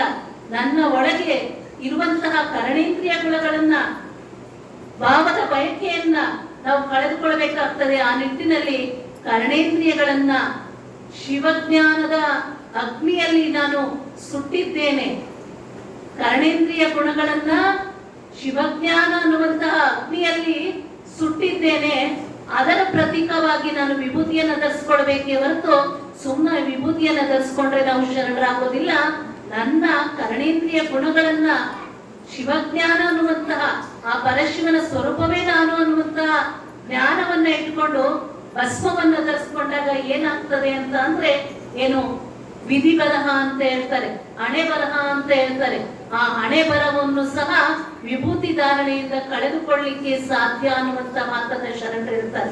ಅದಕ್ಕೆ ಪ್ರತಿನಿತ್ಯ ತಾಯಂದಿರು ತಂದೆಯರು ಏನು ಬೆಳಗ್ಗೆ ಎದ್ದ ತಕ್ಷಣ ಮುಖವನ್ನ ತೊಳೆದುಕೊಂಡು ವಿಭೂತಿ ಧಾರಣೆಯನ್ನ ಮಾಡುವಂಥದ್ದು. ಮಕ್ಕಳಿಗೆ ವಿಭೂತಿ ಧಾರಣೆಯನ್ನ ಮಾಡ್ರಿ ಅಂತ ಯಾಕೆ ಹೇಳ್ತೀನಿ ಅಂತ ಅಂದ್ರೆ ವಿಧಿ ಬರಹ ಹಣೆ ಬರಹವನ್ನ ತೊಳೆಯುವಂತ ಶಕ್ತಿ ಯಾವುದಕ್ಕಿದೆ ಅಂತಂದ್ರೆ ಆ ವಿಭೂತಿ ಧಾರಣೆಗೆ ಇದೆ ಅನ್ನುವಂಥದ್ದು. ಅಕ್ಕ ಹೇಳ್ತಾಳೆ ಒಂದ್ ಕಡೆ ವಚನದಲ್ಲಿ ಏನು ನೊಸಲಿಗೆ ವಿಭೂತಿಯನ್ನ ಧರಿಸ್ಕೊಂಡು ಹಣೆ ಬರಹವನ್ನ ಕಳೆದುಕೊಂಡೆ ಅನ್ನುವಂತ ಮಾತನ್ನ ಅಕ್ಕ ಹೇಳ್ತಾಳೆ. ಆ ನಿಟ್ಟಿನಲ್ಲಿ ಅಂತಹ ಶಕ್ತಿಯನ್ನು ಹೊಂದಿರುವಂತದ್ದು ಆ ವಿಭೂತಿ ಧಾರಣೆ ಎನ್ನುವಂಥದ್ದು. ಅಂತಹ ಶಿವಜ್ಞಾನವನ್ನ ನಾನು ಪಡೆದುಕೊಂಡಿದ್ದೇನೆ ಎನ್ನುವಂತಹ ಸಂಕೇತವಾಗಿ ನೊಸಲಿಗೆ ಭಸ್ಮಧಾರಣೆಯನ್ನ ಮಾಡಿಕೊಳ್ಳೋದು. ಏನು ಭಸ್ಮಧಾರಣೆ ಕೇವಲ ಬರೀ ಲಾಂಛನವಲ್ಲ, ಅದು ವೇಷ ಅಲ್ಲ. ಅದು ಆ ಭಸ್ಮಧಾರಣೆಯ ಮುಖ್ಯ ಉದ್ದೇಶ ಏನು ಅಂತ ಅಂದ್ರೆ ಏನು ನಾನು ನನ್ನೊಳಗಿರುವಂತಹ ಕರ್ಣೇಂದ್ರಿಯಗಳನ್ನ ಶಿವಜ್ಞಾನ ಅನ್ನುವಂತಹ ಅಗ್ನಿಯಿಂದ ನಾನು ಕಳೆದುಕೊಂಡಿದ್ದೇನೆ ಎನ್ನುವಂತಹ ಸಂಕೇತವಾಗಿ ಏನು ಹಣೆಯಲ್ಲಿ ವಿಭೂತಿಯನ್ನ ಧಾರಣೆ ಮಾಡೋದು. ಈ ರೀತಿಯಾಗಿ ಶರಣ ಜಗತ್ತಿನಲ್ಲಿ ಸುಳಿತ ಜಗತ್ತಿನಲ್ಲಿ ಇರುವಂತಹ ಭ್ರಮೆಯನ್ನ ಕಳೆದು ಜಗತ್ತಿನಲ್ಲಿ ಇರುವಂತಹ ಸಾಧು ಸನ್ಯಾಸಿ ಯೋಗಿ ಜಂಗಮರ ಭ್ರಮೆಯಲ್ಲಿ ಇರುವಂತಹ ಗುಣಗಳನ್ನ ಭ್ರಮೆಗಳನ್ನ ಕಳೆದು ಏನು ಶಿವಜ್ಞಾನ ದೃಷ್ಟಿಯನ್ನ ಅವರಿಗೆ ನೀಡುತ್ತಾ ಏನು ಸಂಚಾರವನ್ನ ಮಾಡ್ತಾನೆ ಆತನಿಗೆ ಶರಣ ಅನ್ನುವಂತಹ ಮಾತುಗಳನ್ನ ಕರೀತಾರೆ. ಆ ನಿಟ್ಟಿನಲ್ಲಿ ಈ ಲೋಕದ ಇತಿಹಾಸದಲ್ಲಿ ಅನೇಕ ಶರಣರು ಸಾಧುಗಳು ಸನ್ಯಾಸಿಗಳು ಆಗೋಗಿದ್ದಾರೆ.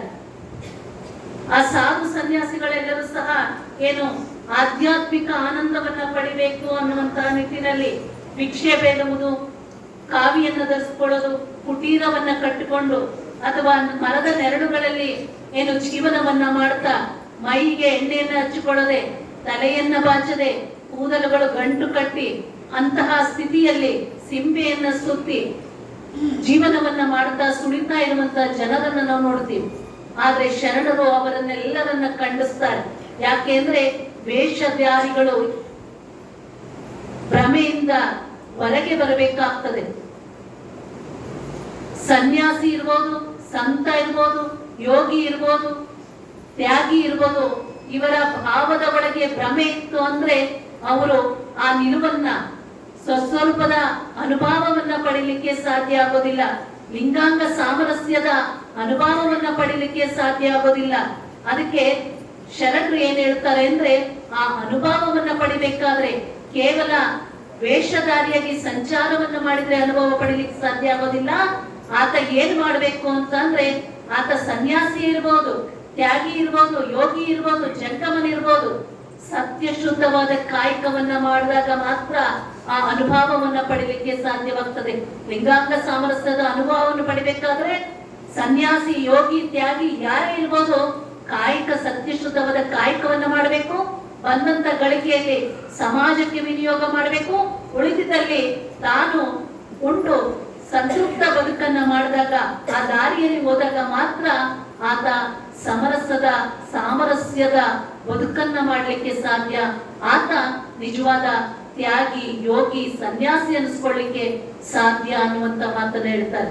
ಕೇವಲ ಭಿಕ್ಷಾಟನೆಯನ್ನ ಮಾಡ್ತಾ, ಕೇವಲ ನಾನು ಸನ್ಯಾಸಿ ಇದೀನಿ ಅಂತ ಊರೂರು ತಿರುಗ್ತಾ ಹೋದ್ರೆ ಈ ಒಂದು ಜೀವನ ಶೈಲಿ ಎಲ್ಲರಿಂದಲೂ ಸಾಧ್ಯ ಆಗೋದಿಲ್ಲ.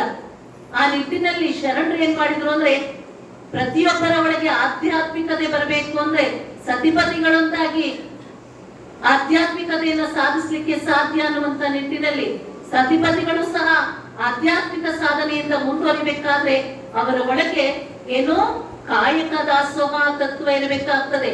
ಕಾಯಕ ದಾಸೋಹ ತತ್ವ ಇದ್ದಾಗ ಮಾತ್ರ ಆತ ಆ ಒಂದು ನಿಲುವನ್ನ ಪಡಿಲಿಕ್ಕೆ ಸಾಧ್ಯ. ಇಲ್ಲ ಅಂದ್ರೆ ಸನ್ಯಾಸಿ ಜೀವನ ಅಥವಾ ಬೇಡ್ಕೊಂಡು ತಿನ್ನೋದು, ಮತ್ತೆ ಎಲ್ಲೋ ಒಂದು ಕಡೆ ಮಲಗೋದು, ಈ ಜೀವನ ಏನಾಗ್ತದೆ ಅಂದ್ರೆ ಕೆಲವು ದಿನಗಳ ನಂತರ ಏಸಿಗೆಯನ್ನು ಹುಟ್ಟಿಸ್ತದೆ. ಅದಕ್ಕೆ ಶರಣರು ಏನ್ ಮಾಡಿದ್ರು, ಸುಲಭ ಮಾರ್ಗ ಯಾವುದು ಅಂದ್ರೆ ಸತಿಪತಿಗಳು ಒಂದಾಗಿ ಮಾಡುವಂತಹ ಭಕ್ತಿಯೇ ಸುಲಭವಾದ ಮಾರ್ಗ. ಅಲ್ಲೇ ಏನು ಲಿಂಗಾಂಗ ಸಾಮರಸ್ಯದ ದಾರಿ ಏನಿದೆಯಲ್ಲ, ಇದು ಗೃಹಸ್ಥರಿಗೆ ಬಹಳ ಈಸಿ ಅಂತ, ಬಹಳ ಸುಲಭ ಅನ್ನುವಂತ ಮಾತನ್ನ ಶರಣರು ಹೇಳ್ತಾರೆ.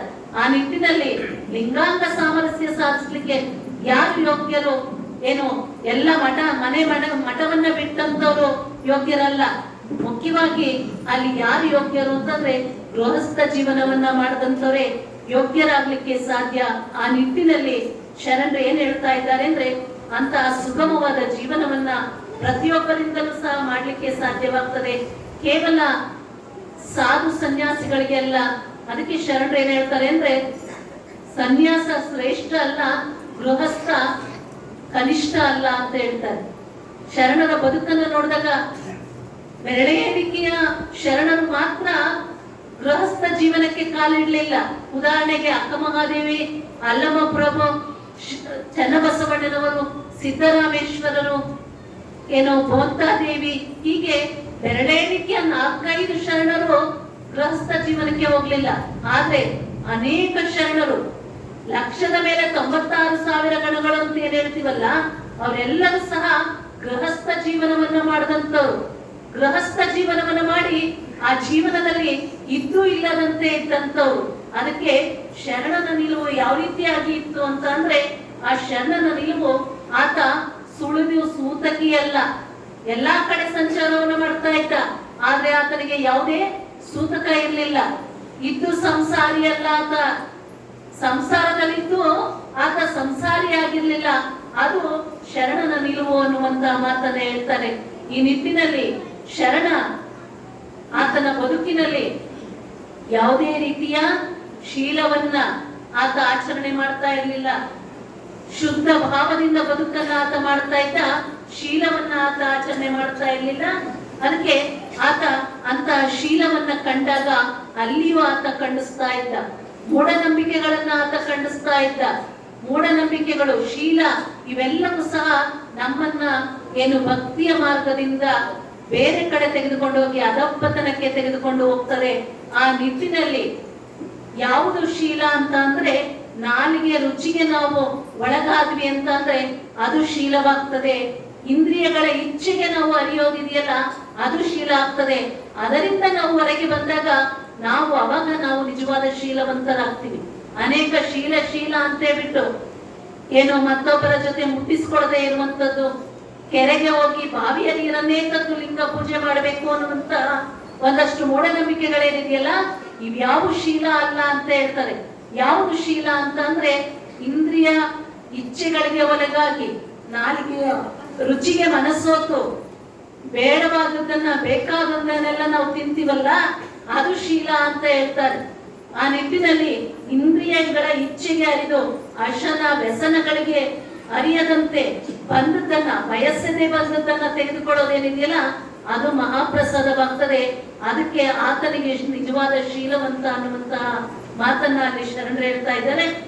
ಈ ರೀತಿಯಾಗಿ ಶರಣನಾದ ನಂತರದಲ್ಲಿ ನಡೆ ಶುದ್ಧವಾಗಿರ್ಬೇಕು, ಆಚಾರ ಶುದ್ಧವಾಗಿರ್ಬೇಕು. ಅಂದಾಗ ಆ ಆಚಾರವೇ ಎಲ್ಲಿ ಆಚಾರ ಶುದ್ಧವಾಗಿರ್ತದೋ ಅಂದ್ರೆ ನಾವು ನಡೆಯುವಂತ ಪ್ರತಿಯೊಂದು ನಡೆ ಯಾರಿಗೂ ಸಹ ಅನ್ಯಾಯವನ್ನ ಮಾಡದಂತೆ, ಯಾರಿಗೂ ಸಹ ಮೋಸವನ್ನ ಮಾಡದಂತೆ, ಎಲ್ಲೂ ಒಂದು ಸುಳ್ಳನ್ನ ಹೇಳದಂತೆ, ಯಾರಿಗೂ ನೋವನ್ನ ಮಾಡದಂತೆ, ಪರಸ್ತ್ರೀಯನ್ನ ಬಯಸದಂತೆ, ಪರಪುರುಷನನ್ನ ಬಯಸದಂತೆ ನಡೆಯುವಂತಹ ಆಚಾರ ಯಾವುದಿದೆಯಲ್ಲ ಅದು ನಿಜವಾದ ಶೀಲ ಅನ್ನುವಂತ ಜ್ಞಾನವನ್ನ ಶರಣ ಇಲ್ಲಿ ಕೊಡ್ತಾ ಹೋಗ್ತಾನೆ. ಆ ನಿಟ್ಟಿನಲ್ಲಿ ಶರಣನ ನಿಲುವು ಯಾವ ರೀತಿಯಾಗಿ ಇರ್ತದೆ ಅಂದ್ರೆ, ಶರಣ ಸುಳಿದು ಸೂತಕಿಯಲ್ಲ, ಶರಣ ಇದ್ದು ಸಂಸಾರಿಯಲ್ಲ.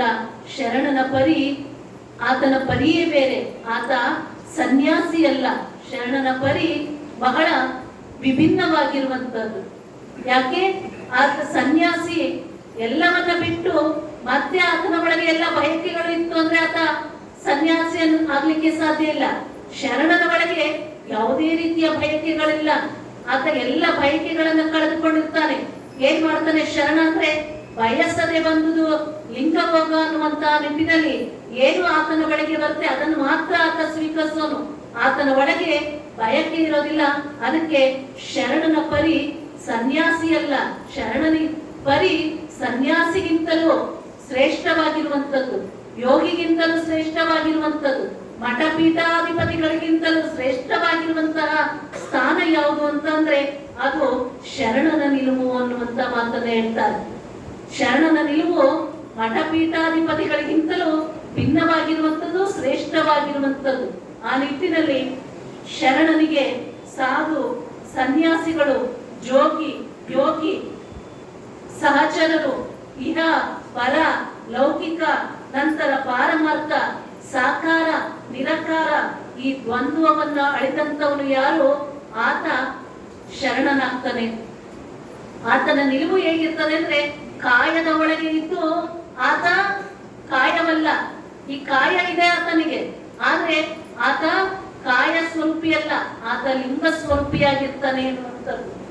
ಅದೇ ರೀತಿಯಾಗಿ ಲೋಕದ ಒಳಗೆ ಇದ್ದು ಲೋಕ ಗುಣವನ್ನ ಹೊಂದಿರೋದಿಲ್ಲ. ಆತ ಲೋಕದ ಒಳಗೆ ಇರ್ತಾನೆ, ಆದ್ರೆ ಲೋಕದ ಜನರಂತೆ ನುಡಿಯೋದಿಲ್ಲ, ಲೋಕದ ಜನರಂತೆ ನಡೆಯೋದಿಲ್ಲ. ತಾನು ಕಂಡುಂಡ ಸತ್ಯವನ್ನೇ ಮಾತ್ರ ಆತ ಪ್ರತಿಪಾದನೆ ಮಾಡೋದು, ಅದರಂತೆ ನಡೆಯುವಂತಹ ನಿಲುವು ಆ ಶರಣನಿಗೆ ಇರ್ತದೆ. ಆ ನಿಟ್ಟಿನಲ್ಲಿ ಶರಣ ಲೋಕದೊಳಗೆ ಇದ್ದು ಏನು ಲೌಕಿಕನಲ್ಲ. ಮತ್ತೆ ಮುಂದೆ ಶರಣನ ನಿಲುವು ಹೇಗಿರ್ತದೆ ಅಂದ್ರೆ, ಆ ಶರಣನಿಗೆ ಸತಿ ಇದ್ದು ಸಹ ಸತಿ ಸಂಗರಹಿತನಾಗಿರ್ತಾನೆ. ಶರಣನಿಗೆ ಅಲ್ಲಿ ಕಾಮ ಅನ್ನುವಂಥದ್ದಿರೋದಿಲ್ಲ.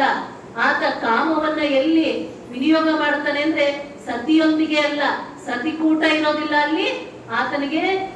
ಇಲ್ಲಿ ಲಿಂಗವೇ ಸತಿಯಾಗಿರೋದ್ರಿಂದ ಆ ಸತಿಕೂಟವನ್ನ ಬಿಟ್ಟು ಆತ ಏನು ಮಾಡ್ತಾನೆ, ಲಿಂಗಕೂಟವನ್ನ ಬಯಸ್ತಾ ಇರ್ತಾನೆ. ಈ ರೀತಿಯಾಗಿ ಶರಣನ ನಿಲುವು ಹೇಗಿರ್ತದೆ ಅಂದ್ರೆ, ಲೋಕದ ಒಳಗೆ ಇದ್ದು ಅವನು ಲೌಕಿಕನಲ್ಲ, ಸತಿ ಇದ್ದು ಸಹ ಆತನಿಗೆ ಸತಿಯ ಕೂಟ ಇಲ್ಲ. ತಾನೇ ಲಿಂಗಕ್ಕೆ ಸತಿಯಾಗಿ ಲಿಂಗಪತಿಯನ್ನ ಪೂಜೆ ಮಾಡುವಂತವನು ಯಾರು ಅಂತ ಅಂದ್ರೆ ಅದು ಶರಣನ ನಿಲುವು ಅನ್ನುವಂಥದ್ದು. ಇಂತಹ ನಿಲುವು ಬಂತು ಅಂದಾಗ ಆತನಿಗೆ ಶರಣ ಅಂತ ಕರೀಲಿಕ್ಕೆ ಸಾಧ್ಯವಾಗ್ತದೆ. ಆ ನಿಟ್ಟಿನಲ್ಲಿ ನಾವೆಲ್ಲರೂ ಸಹ ಪ್ರತಿನಿತ್ಯ ಶಿವಯೋಗವನ್ನ ಮಾಡ್ತಾ ಲಿಂಗಾಂಗ ಸಾಮರಸ್ಯವನ್ನ ಪಡ್ಕೊಂಡು ಲಿಂಗಾಂಗ ಸಾಮರಸ್ಯದ ನಿಲುವನ್ನ ಪಡ್ಕೊಂಡಾಗ ನಮ್ಮ ಒಳಗೂ ಸಹ ಆ ಸತಿಪತಿ ಕೂಟ ಭಾವ ಹೋಗಿ ಏನಾಗ್ತದೆ ಅಂದ್ರೆ ನಾನು ಶರಣ ಸತಿಯಾಗಿ ಲಿಂಗ ಪತಿಯನ್ನ ಪೂಜೆ ಮಾಡ್ತಾ ಆ ಕೂಟದಲ್ಲಿ ಬೆರೆತಾಗ ಆ ಕೂಟ ಹೇಗಿರ್ತದೆ ಅಂದ್ರೆ ಏನು ಕರ್ಪೂರವನ್ನ ನಾವು ಬೆಂಕಿಗೆ ಹಾಕಿದಾಗ ಕರ್ಪೂರ ತನ್ನ ಅಸ್ತಿತ್ವವನ್ನ ಕಳೆದುಕೊಂಡು ಉರಿಯಾಗಿ ಹೇಗೆ ಉರಿತದೋ ಹಾಗೆ ಆ ಶರಣ ಸತಿ ಲಿಂಗಪತಿಯಲ್ಲಿ ಬೆರೆತು ಅದೇ ಆಗ್ತಾನೆ, ಆ ಪರಮಾತ್ಮನ ಸ್ವರೂಪವೇ ಆಗ್ತಾನೆ. ಆ ನಿಟ್ಟಿನಲ್ಲಿ ಅಂತಹ ಸ್ವರೂಪವನ್ನ ನಾವು ಈ ಶರಣ ಸ್ಥಳದಲ್ಲಿ ಕಂಡುಕೊಂಡು ಆ ಮಾರ್ಗದರ್ಶನದಲ್ಲಿ ಹೋದಾಗ ಅಂತಹ ಒಂದು ನಿಲುವನ್ನ ನಾವು ನೀವೆಲ್ಲರೂ ಸಹ ಪಡೀಲಿಕ್ಕೆ ಸಾಧ್ಯ. ಅಂತಹ ನಿಲುವನ್ನ ಪಡೆದು ಬದುಕಿನಲ್ಲಿ ಸಂತೃಪ್ತ ಬದುಕನ್ನ, ಆನಂದ ಬದುಕನ್ನ ಮಾಡೋಣ ಅನ್ನುವಂತ ವಿಚಾರಗಳನ್ನ ತಿಳಿಸ್ತಾರೆ. ಇಂತಹ ಬದುಕು ಲಿಂಗಾಯತ ಮನೆಗಳಲ್ಲಿ ಬರಬೇಕಾಗಿದೆ. ಇವತ್ತು ಲಿಂಗವನ್ನೇ ಪತಿಯಾಗಿ ನಾವು ಸ್ವೀಕಾರ ಮಾಡಿದ್ವಿ ಎಂದಾಗ ಅದರ ಆನಂದ ಅಲೌಕಿಕವಾಗಿರುವಂತದ್ದು. ಇದು ಜಗತ್ತಿನಲ್ಲಿ ಎಲ್ಲೂ ಸಹ ಕಾಣಲಿಕ್ಕೆ ಸಾಧ್ಯ ಆಗೋದಿಲ್ಲ. ಅದನ್ನ ಅನುಭವಿಸಿದವರಿಗೆ ಗೊತ್ತು ಅದರ ಸವಿ ಏನು ಅನ್ನುವಂಥದ್ದು. ಸತಿಕೂಟಕ್ಕಿಂತಲೂ ಪತಿಕೂಟಕ್ಕಿಂತಲೂ ಅಲೌಕಿಕವಾಗಿರುವಂತಹ ಆನಂದವನ್ನ ಕೊಡೋದು ಯಾವುದು ಅಂದ್ರೆ ಶಿವಯೋಗದ ಕೂಟ. ಆ ಕೂಟವನ್ನ ನಾವು ಅನುಭವಿಸ್ಬೇಕಾಗಿದೆ. ಆ ನಿಟ್ಟಿನಲ್ಲಿ ಯಾವಾಗ ಅಂತಹ ಅನುಭವ ಬರ್ತದೆ, ಅಂತಹ ಆನಂದವನ್ನ ಪಡಿತೀವಿ ಅಂದ್ರೆ ನಾವು ಏಕಲಿಂಗ ನಿಷ್ಠರಾದಾಗ ಮಾತ್ರ ಬರ್ಲಿಕ್ಕೆ ಸಾಧ್ಯ ಆಗ್ತದೆ. ಒಂದರಲ್ಲಿ ನಂಬಿಕೆಯನ್ನಿಟ್ಟು, ಆ ಇಷ್ಟಲಿಂಗದಲ್ಲಿ ನಂಬಿಕೆಯನ್ನಿಟ್ಟು ನಾನು ಪರಮಾತ್ಮನ ಸ್ವರೂಪವೇ ನಾನಿದ್ದೇನೆ ಅನ್ನುವಂತಹ ಭಾವದಿಂದ ಆ ಲಿಂಗದಲ್ಲಿ ಶಿವಯೋಗವನ್ನು ಮಾಡ್ತಾ ಹೋದಾಗ ಮಾತ್ರ ಆ ಆನಂದವನ್ನ ಪಡಿಲಿಕ್ಕೆ ಸಾಧ್ಯವಾಗ್ತದೆ, ಆ ಸ್ಥಿತಿಯನ್ನು ನಾವು ಪಡಿಲಿಕ್ಕೆ ಸಾಧ್ಯವಾಗ್ತದೆ. ಅದು ಬಿಟ್ಟು ನಾವು ಆ ದೇವರು ಈ ದೇವರು ಅಂತ ಅನೇಕ ದೇವರುಗಳನ್ನ ಪೂಜೆ ಮಾಡ್ತಾ ಹೋಗ್ತೀವಿ ಅಂದ್ರೆ ಅಲ್ಲಿ ಏನಾಗ್ತದೆ ಅಂದ್ರೆ ನಮ್ಮ ಭಕ್ತಿ ಏನಾಗ್ತದೆ, ಡಿವೈಡ್ ಆಗ್ತಾ ಹೋಗ್ತದೆ, ಭಕ್ತಿ ವಿಭಾಗವಾಗ್ತಾ ಹೋಗ್ತದೆ. ಅದು ಕಡೆಯನ್ನ ಮುಟ್ಟಿಸ್ಲಿಕ್ಕೆ ಸಾಧ್ಯ ಆಗೋದಿಲ್ಲ. ಆ ನಿಟ್ಟಿನಲ್ಲಿ ಲಿಂಗಾಯತ ಮನೆಗಳಲ್ಲಿ ಏನಾಗ್ಬೇಕು ಅಂದ್ರೆ ಲಿಂಗವೇ ನನ್ನ ದೇವರು, ಇಷ್ಟಲಿಂಗವೇ ನನ್ನ ದೇವರು, ಅಪ್ಪ ಬಸವಣ್ಣನವರೇ ನನ್ನ ಗುರು ಅನ್ನುವಂತಹ ಒಂದು ಮನೋಭಾವನೆ ತಮ್ಮೆಲ್ಲರಲ್ಲಿ ಬರಬೇಕಾಗ್ತದೆ. ಅಂದಾಗ ನೀವು ನಿಜವಾದ ಲಿಂಗಾಯತರಾಗ್ತೀರಿ. ಇವತ್ತು ಎಷ್ಟೋ ಮನೆಗಳಲ್ಲಿ ಆ ಆಚರಣೆಗಳನ್ನ ನಾವು ಕಾಣ್ತಾ ಇಲ್ಲ. ಎಲ್ಲರೂ ಹೇಳ್ಕೊಳ್ಳಿಕ್ಕೆ ಲಿಂಗಾಯತರು, ಆದ್ರೆ ಆಚರಣೆಗಳು ಲಿಂಗಾಯತ ಆಚರಣೆಗಳು ಇವತ್ತು ಕಾಣ್ತಾ ಇಲ್ಲ. ಇವತ್ತು ಕುಂಬಾರ ಅವ್ರ ಮನೆ ಪ್ರಸಾದ ವ್ಯವಸ್ಥೆ ಇತ್ತು, ಪೂಜೆ ಪ್ರಸಾದವನ್ನ ಅವ್ರ ಮನೆ ಮಾಡ್ಕೊಂಡ್ವಿ. ಬಹಳ ಸಂತೋಷ ಆಯ್ತು ಅವ್ರ ಮನೆಗೆ ಹೋದಂತ ಸಂದರ್ಭದಲ್ಲಿ. ಅವರ ಮನೆಯಲ್ಲಿ ಏಕಲಿಂಗ ನಿಷ್ಠೆ ಇದು ಬರಬೇಕು ಲಿಂಗಾಯತರಲ್ಲಿ. ಅಂದಾಗ ಅವರು ಕರೆ ಲಿಂಗಾಯತರಾಗ್ತಾರೆ. ಏನು ಜಗಲಿಯ ಮೇಲೆ ಅಲ್ಲ ಸಲ್ಲದ ಏನು ದೇವರುಗಳನ್ನ ಇಟ್ಕೊಂಡು ನೀವು ಪೂಜೆಯನ್ನು ಮಾಡ್ತಾ ಇದ್ದೀರ, ಇದು ನಮ್ಮ ಲಿಂಗಾಯತರ ಆಚರಣೆಗಳಲ್ಲ. ಬಹಳಷ್ಟು ಜನರಿಗೆ ಈ ಮಾತುಗಳು ನೋವಾಗ್ಬೋದು, ನಾವು ಹೇಳುವ ಮಾತುಗಳು ನಿಮಗ್ ನೋವಾಗ್ಬೋದು, ಆದ್ರೆ ನಿಮ್ಮ ಆಚರಣೆಗಳನ್ನ ನೋಡಿದಾಗ ನಮಗ್ ನೋವಾಗುತ್ತೆ. ಯಾಕೆ?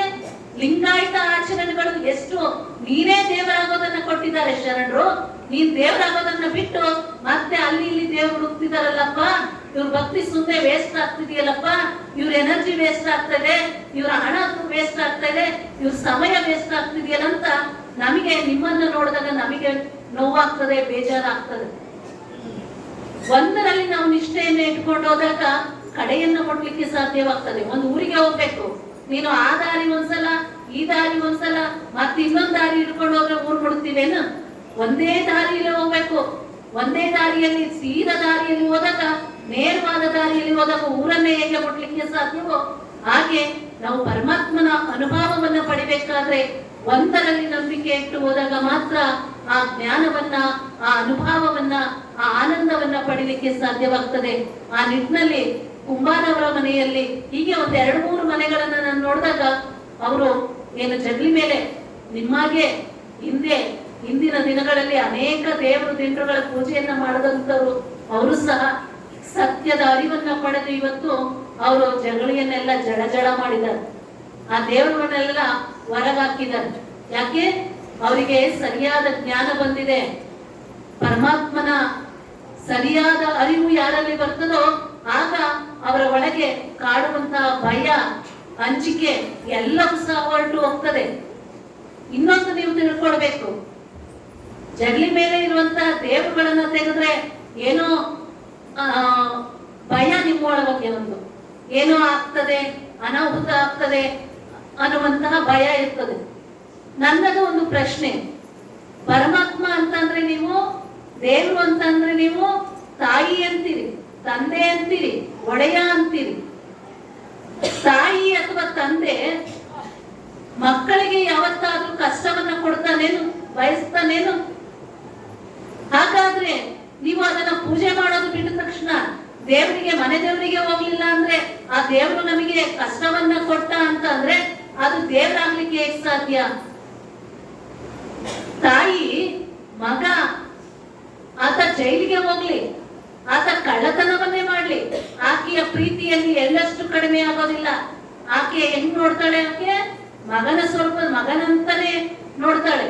ಹಾಗೆ ಪರಮಾತ್ಮನಿಗೆ, ಈ ಜಗತ್ತನ್ನೆಲ್ಲ ನಡೆಸ್ತಾ ಇರುವಂತಹ ಪರಮಾತ್ಮನಿಗೆ ನೀವು ತಾಯಿ ಅಂತೀರಿ, ತಂದೆ ಅಂತೀರಿ. ಪೂಜೆ ಮಾಡ್ಲಿಲ್ಲ ಅಂದ್ರೆ ಆತ ನಿಮ್ಮನ್ನ ಕಾಡ್ತಾನೆ ಅಂತ ಅಂದ್ರೆ ಆತ ತಾಯಿಯ ಸ್ವರೂಪ ಹೇಗೆ ಆಗ್ಲಿಕ್ಕೆ ಸಾಧ್ಯ? ತಂದೆ ಸ್ವರೂಪ ಆಗ್ಲಿಕ್ಕೆ ಹೇಗೆ ಸಾಧ್ಯ? ಆ ನಿಟ್ಟಿನಲ್ಲಿ ಕಾಡುವಂತವನು ಪರಮಾತ್ಮ ಆಗ್ಲಿಕ್ಕೆ ಸಾಧ್ಯ ಇಲ್ಲ. ನೀವು ಅರ್ಕೆ ಸಲ್ಲಿಸ್ಲಿಲ್ಲ ಅಂದ್ರೆ ಕಾಡ್ತಾನೆ ಅಂದ್ರೆ ಆತ ಪರಮಾತ್ಮನೇ ಆಗ್ಲಿಕ್ಕೆ ಸಾಧ್ಯ ಆಗೋದಿಲ್ಲ. ಕಾಡೋದು ಯಾವುದು? ದೆವ್ವ ಕಾಡೋದು. ಪರಮಾತ್ಮ ಯಾವುದೇ ರೀತಿಯಲ್ಲಿ ಕಾಡೋದಿಲ್ಲ. ಆ ನಿಟ್ಟಿನಲ್ಲಿ ನಿಮ್ಮ ಒಳಗೆ ಏನು ಜಗಲಿ ಮೇಲಿರುವಂತ ದೇವರುಗಳು ಬಂದು ತಿಳ್ಕೊಳ್ರಿ. ಜಗಲಿ ಮೇಲೆ ಇಟ್ಟು ಪೂಜೆ ಮಾಡುವಂತ ದೇವರುಗಳು ಲಿಂಗಾಯತರ ದೇವರುಗಳಲ್ಲ. ನೀವು ಪೂಜೆ ಮಾಡ್ತಾ ಇದ್ದೀರಿ ಅಂದ್ರೆ ಅದರ ಪರಮಾತ್ಮನ ಸರಿಯಾದ ಜ್ಞಾನ ನಿಮಗೆ ಸಿಕ್ಕಿಲ್ಲ ಅನ್ನುವಂಥದ್ದು. ಆ ನಿಟ್ಟಿನಲ್ಲಿ ಲಿಂಗಾಯತ ಮನೆಗಳಲ್ಲಿರುವಂತಹ ಜಗಲಿಗಳಲ್ಲಿ ಇವತ್ತು ಜಡ ಜಡ ಆಗ್ಬೇಕಾಗಿದೆ. ಅಂದಾಗ ನಮ್ಮಲ್ಲಿ ಏಕತೆ ಬರ್ತದೆ. ಏಕತೆ ಬಂತು ಅಂತ ಅಂದ್ರೆ ನಾವು ಆ ಅನುಭವವನ್ನ, ಆನಂದವನ್ನ ಪಡಿಲಿಕ್ಕೆ ಸಾಧ್ಯವಾಗ್ತದೆ. ಆ ನಿಟ್ಟಿನಲ್ಲಿ ಅಂತಹ ಒಂದು ಧೈರ್ಯವನ್ನ ನೀವೆಲ್ಲರೂ ಸಹ ಮಾಡಬೇಕಾಗಿದೆ. ಈಗಾಗಲೇ ಒಂದ್ 2-3 ಮನೆಗಳವರು ಮುಂದೆ ಬಂದಿದ್ದಾರೆ. ನಾವು ಜಗಲಿಯಲ್ಲಿ ಇರುವಂತಹ ದೇವರುಗಳನ್ನ ಜೋಳಿಗೆಗೆ ಹಾಕ್ತೀವಿ ಎನ್ನುವಂತ ಒಂದು ನಿರ್ಧಾರವನ್ನ ಮಾಡಿ ಮುಂದೆ ಬಂದಿದ್ದಾರೆ. ಆ ನಿಟ್ಟಿನಲ್ಲಿ ನಿಮ್ಮಲ್ಲಿ ಕೆಲವರು ಅಂತಹ ಒಂದು ಅಭಿಪ್ರಾಯ ಯಾರಿಗಾದ್ರೂ ಇದ್ರೆ, ಜಗಲಿ ಜಡ ಮಾಡಿದ್ರೆ ಮಾಡುವಂತವ್ರು ಯಾರಾದ್ರೂ ಇದ್ರೆ ತಮ್ಮ ಹೆಸರುಗಳನ್ನ ಕೊಡ್ಬೇಕು. ಅದರಿಂದ ಏನೂ ಸಹ ಆಗೋದಿಲ್ಲ. ಪರಮಾತ್ಮನನ್ನ ಇವತ್ತು ನೀವು ಜಗಲಿ ಮೇಲೆ ಸಾಕಷ್ಟು ದೇವರುಗಳನ್ನ ಇಟ್ಕೊಂಡು ಪೂಜೆ ಮಾಡ್ತಾ ಇದ್ದೀರಿ. ಎಲ್ಲರ ಮನೇಲಿ ಇದಾವೆ, 99% ಎಲ್ಲರ ಮನೇಲಿ ಇದೆ. ಜಗಲಿ ಮೇಲೆ ನೂರಾರು ದೇವರುಗಳನ್ನ ಇಟ್ಕೊಂಡು ಪೂಜೆ ಮಾಡ್ತಾ ಇದ್ದೀರ. ಮಾಡೋ ಮನೇಲಿ ಏನು ಕಷ್ಟನೇ ಬಂದಿಲ್ವಾ? ಏನು ಅನಾಹುತಗಳೇ ಆಗಿಲ್ವಾ? ತೆಗೆದ್ರೆ ಕಷ್ಟ ಬರುತ್ತೆ, ತೆಗೆದ್ರೆ ಅನಾಹುತ ಆಗುತ್ತೆ, ತೆಗೆದ್ರೆ ಏನೋ ಆಗುತ್ತೆ ಅನ್ನುವಂತ ಭಯ ನಿಮ್ಮಲ್ಲಿ ಕಾಡ್ತಾ ಇರುವಾಗ, ಹಾಗಾಗಿ ಇಷ್ಟು ವರ್ಷಗಳಿಂದ ಪೂಜೆ ಮಾಡ್ಕೊಂಡು ಬರ್ತಾ ಇದ್ದೀರಲ್ಲ, ನಿಮ್ಮ ಮನೆಯಲ್ಲಿ ಸಾವು ನೋವುಗಳೇ ಆಗಿಲ್ವಾ? ಹಾಗಾದ್ರೆ ಆಗಬಾರ್ದಲ್ಲ, ಹೌದಿಲ್ರಿ? ನೀವು ಜಗಲಿ ಮೇಲಿರುವಂತ ಪೂಜೆ ಎಷ್ಟೇ ಪೂಜೆ ಮಾಡಿದ್ರು ನಮ್ಮ ಬದುಕಿನಲ್ಲಿ ಏನಾಗ್ಬೇಕೋ ಅದು ಹಾಗೇ ಆಗುತ್ತೆ. ಜಗಲಿ ಮೇಲಿರುವಂತ ದೇವರುಗಳನ್ನ ತೆಗೆದು ಕೇವಲ ಲಿಂಗ ಪೂಜೆಯನ್ನ ಮಾಡ್ತಾ ಹೋದ್ರು ನಮ್ಮ ಬದುಕಿನಲ್ಲಿ ಏನಾಗ್ಬೇಕೋ ಆಗ್ಲೇಬೇಕು. ಬಾರದು ಬಪ್ಪದು, ಬಪ್ಪದು ತಪ್ಪದು ಅನ್ನುವಂತ ಮಾತನ್ನ ಬಸವಣ್ಣವರು ಹೇಳ್ತಾರೆ. ಬಾರದು ಬಪ್ಪದು ಏನ್ ನಮ್ಮ ಬದುಕಿನಲ್ಲಿ ಬರಬಾರದು ಅಂತ ಇರುತ್ತಾ ಅದು ಯಾವುದೇ ಕಾರಣಕ್ಕೂ ಬರೋದಿಲ್ಲ. ಬರಬೇಕು ನಮ್ಮ ಜೀವನದಲ್ಲಿ ಅಂತ ಏನಿರ್ತದೋ ಅದು ಬಂದೇ ಬರುತ್ತೆ. ಕೇವಲ ಏನು ಜಗಲಿ ಮೇಲಿರೋ ಪೂಜೆ, ದೇವರುಗಳನ್ನ ಪೂಜೆ ಮಾಡಿದ್ದಕ್ಕೆ ಎಲ್ಲ ನಿವಾರಣೆ ಆಯ್ತು ಅಂತಲ್ವಲ್ಲ, ಪೂಜೆ ಮಾಡ್ಲಿಲ್ಲ ಅದಕ್ಕೆ ಎಲ್ಲದು ಬಂತು ಅಂತಾನೂ ಇಲ್ಲ. ಆ ನಿಟ್ಟಿನಲ್ಲಿ ಏನು ಲಿಂಗದಲ್ಲಿ, ಇಷ್ಟಲಿಂಗದಲ್ಲಿ, ಅಪ್ಪ ಬಸವಣ್ಣನವರು ಕೊಟ್ಟಿರುವಂತ ಇಷ್ಟಲಿಂಗದಲ್ಲಿ ನಂಬಿಕೆಯನ್ನ ಇಟ್ಟು ಲಿಂಗ ಪೂಜೆಯನ್ನ ಮಾಡಿ. ಈಗ ನಿಮ್ಮ ಮುಂದೆ ಈಗಾಗಲೇ ಜಗಲಿ ಮೇಲಿರುವಂತ ದೇವರುಗಳನ್ನ ತೆಗೆದಂತವ್ರು ಅನೇಕರಿದ್ದಾರೆ.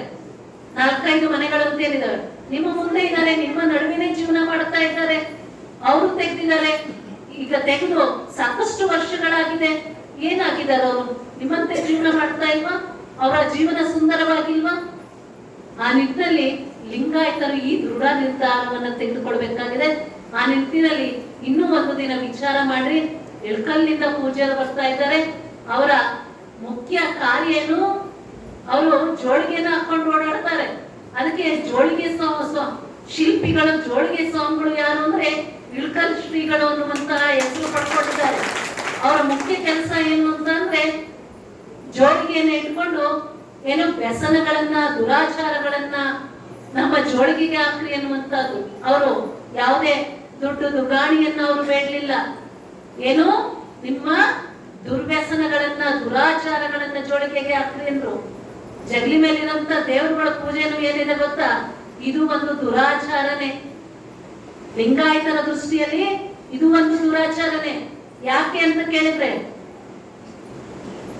ಅಪ್ಪ ಬಸವಣ್ಣನವರು ನಮಗೆ ದೇವರಾಗಿ ಇಷ್ಟಲಿಂಗವನ್ನು ಕೊಟ್ಟಿದ್ದಾರೆ. ದೀಕ್ಷೆಯನ್ನು ಕೊಡ್ಬೇಕಾದ್ರೆ ಇಷ್ಟಲಿಂಗವೇ ನಿನ್ನ ಪತಿ, ನೀನು ಸತಿಯಾಗಿ ಲಿಂಗ ಪೂಜೆಯನ್ನು ಮಾಡು ಅಂತೇಳಿ ಶರಣ ಸತಿ ಲಿಂಗಪತಿಯನ್ನಾಗಿ ಮಾಡಿ ಲಿಂಗವನ್ನ ಕೊಟ್ಟಾಗ ನಾವು ಲಿಂಗದಲ್ಲಿ ನಿಷ್ಠೆಯನ್ನ ಇಡಬೇಕು. ಮದುವೆ ಆದಂತಹ ಪತ್ನಿ ತಾಳಿಯನ್ನ ಕಟ್ಟಿಕೊಂಡ ನಂತರ ಯಾವ ರೀತಿಯಾಗಿ ತನ್ನ ಗಂಡನಿಗೆ ನಿಷ್ಠೆಯಾಗಿರ್ತಾಳೋ, ಪತಿವ್ರತೆಯಾಗಿರ್ತಾಳೋ, ತನ್ನ ಗಂಡನನ್ನ ಬಿಟ್ಟು ಪರಪುರುಷನನ್ನ ನೋಡೋದಿಲ್ಲ, ಪರಪುರುಷ ಪರಸ್ತ್ರೀಯನ್ನ ನೋಡೋದಿಲ್ಲ, ಆಗ ಅದು ಪತಿವ್ರತಾ ಧರ್ಮ ಅನಿಸ್ಕೊಳ್ತದೆ. ಹಾಗೆ ನಾವು ಲಿಂಗವನ್ನ ಬಿಟ್ಟು ಇವತ್ತು ಏನ್ ಮಾಡ್ತಾ ಇದೀವಿ, ಬೇರೆ ಬೇರೆ ದೇವರುಗಳನ್ನ ನೋಡ್ತಾ ಇದೀವಿ ಅಂದ್ರೆ ಇದು ಪತಿವ್ರತಾ ಧರ್ಮ ಆಗೋದಿಲ್ಲ. ಅದಕ್ಕೆ ಇದು ಸಹ ಜಗಲಿ ಮೇಲೆ ದೇವರುಗಳನ್ನ ಇಟ್ಟು ನಾವು ಮಾಡ್ತಾ ಇದೀವಲ್ಲ, ಇದು ಸಹ ಏನು ನಮ್ಮದನ್ನ ಬಿಟ್ಟು ಬೇರೆದನ್ನ ಮಾಡ್ತಾ ಇದೀವಿ, ಬೇರೆ ದೇವರುಗಳ ಕಡೆ ನೋಡ್ತಾ ಇದೀವಿ ಅಂದ್ರೆ ಒಬ್ಬ ಪತಿವ್ರತೆ ಮತ್ತೊಬ್ಬ ಪುರುಷನನ್ನು ನೋಡಿದಕ್ಕೆ ಸಮಾನ ಅನ್ನುವಂತ ಮಾತನ್ನ ಶರಣರು ಹೇಳ್ತಾರೆ. ಹಾಗಾಗಿ ಇದು ಏನಾಗ್ತದೆ, ದುರಾಚಾರ ಆಗ್ತದೆ. ಅಂತ ದುರಾಚಾರವನ್ನು ಸಹ ನಾವು ಜೋಳಿಗೆಗೆ ಹಾಕಬೇಕಾಗಿದೆ. ಬಹುಶಃ ನಿಮಗೆ ಈ ಮಾತುಗಳು ನಿಮಗೆ ನೋವು ಹಾಕ್ಬೋದು, ಆದ್ರೂ ಇದು ಸತ್ಯ. ಸತ್ಯವನ್ನ ತಿಳ್ಕೊಳ್ಬೇಕು. ಸತ್ಯ ಯಾವಾಗ್ಲೂ ಸಹ ಕೈಯಾಗೆ ಇರುತ್ತಂತೆ, ಅದನ್ನ ಅರ್ಗಿಸ್ಕೊಳ್ಳೋದು ಬಹಳ ಕಷ್ಟ ಆಗ್ತದೆ. ಆದ್ರೆ ಒಂದಲ್ಲ ಒಂದು ದಿನ, ಇವತ್ತು ನಿಮ್ಮ ಊರಲ್ಲಿ 4 ಜನ ಈ ಪಥದಲ್ಲಿ ಸಾಕ್ತಾ ಇದ್ದಾರೆ ಅಂದ್ರೆ ಇನ್ನು ವರ್ಷದಲ್ಲಿ ಇನ್ನೊಂದು 10 ಜನ ಈ ಮಾರ್ಗದಲ್ಲಿ ಬರ್ಬೋದು. ಯಾಕೆಂದ್ರೆ ಸತ್ಯದ ಅರಿವಾದಾಗ ಬಂದೇ ಬರ್ತಾರೆ ಎನ್ನುವಂಥದ್ದು. ಆ ನಿಟ್ಟಿನಲ್ಲಿ ಏನು ದುರಾಚಾರ ದುರ್ವ್ಯಸನಗಳನ್ನ, ಇಂತಹ ಆಚರಣೆಗಳನ್ನ ಜೋಳಿಗೆಗೆ ಹಾಕಿಸ್ಕೊಳ್ಳಿಕ್ಕೆ ಇಳ್ಕಲ್ಲಪ್ಪಗಳು ಬರ್ತಾ ಇದ್ದಾರೆ. ಅಂತಹ ಇಳ್ಕಲ್ ಶ್ರೀಗಳು ತಮ್ಮ ಊರಿಗೆ ಬರ್ತಾ ಇದ್ದಾರೆ. ಏನು ಈಗ ಬರ್ತಾ ಇರುವಂತ ಪೂಜ್ಯರು, ಹಿಂದೆ ಒಬ್ರು ಮಹಂತ ಶಿವಯೋಗಿಗಳಿದ್ರು, ಅವರು ಇದನ್ನ ಶುರು ಮಾಡಿದ್ರು, ಮಹಂತ ಜೋಳಿಗೆ ಅಂತ.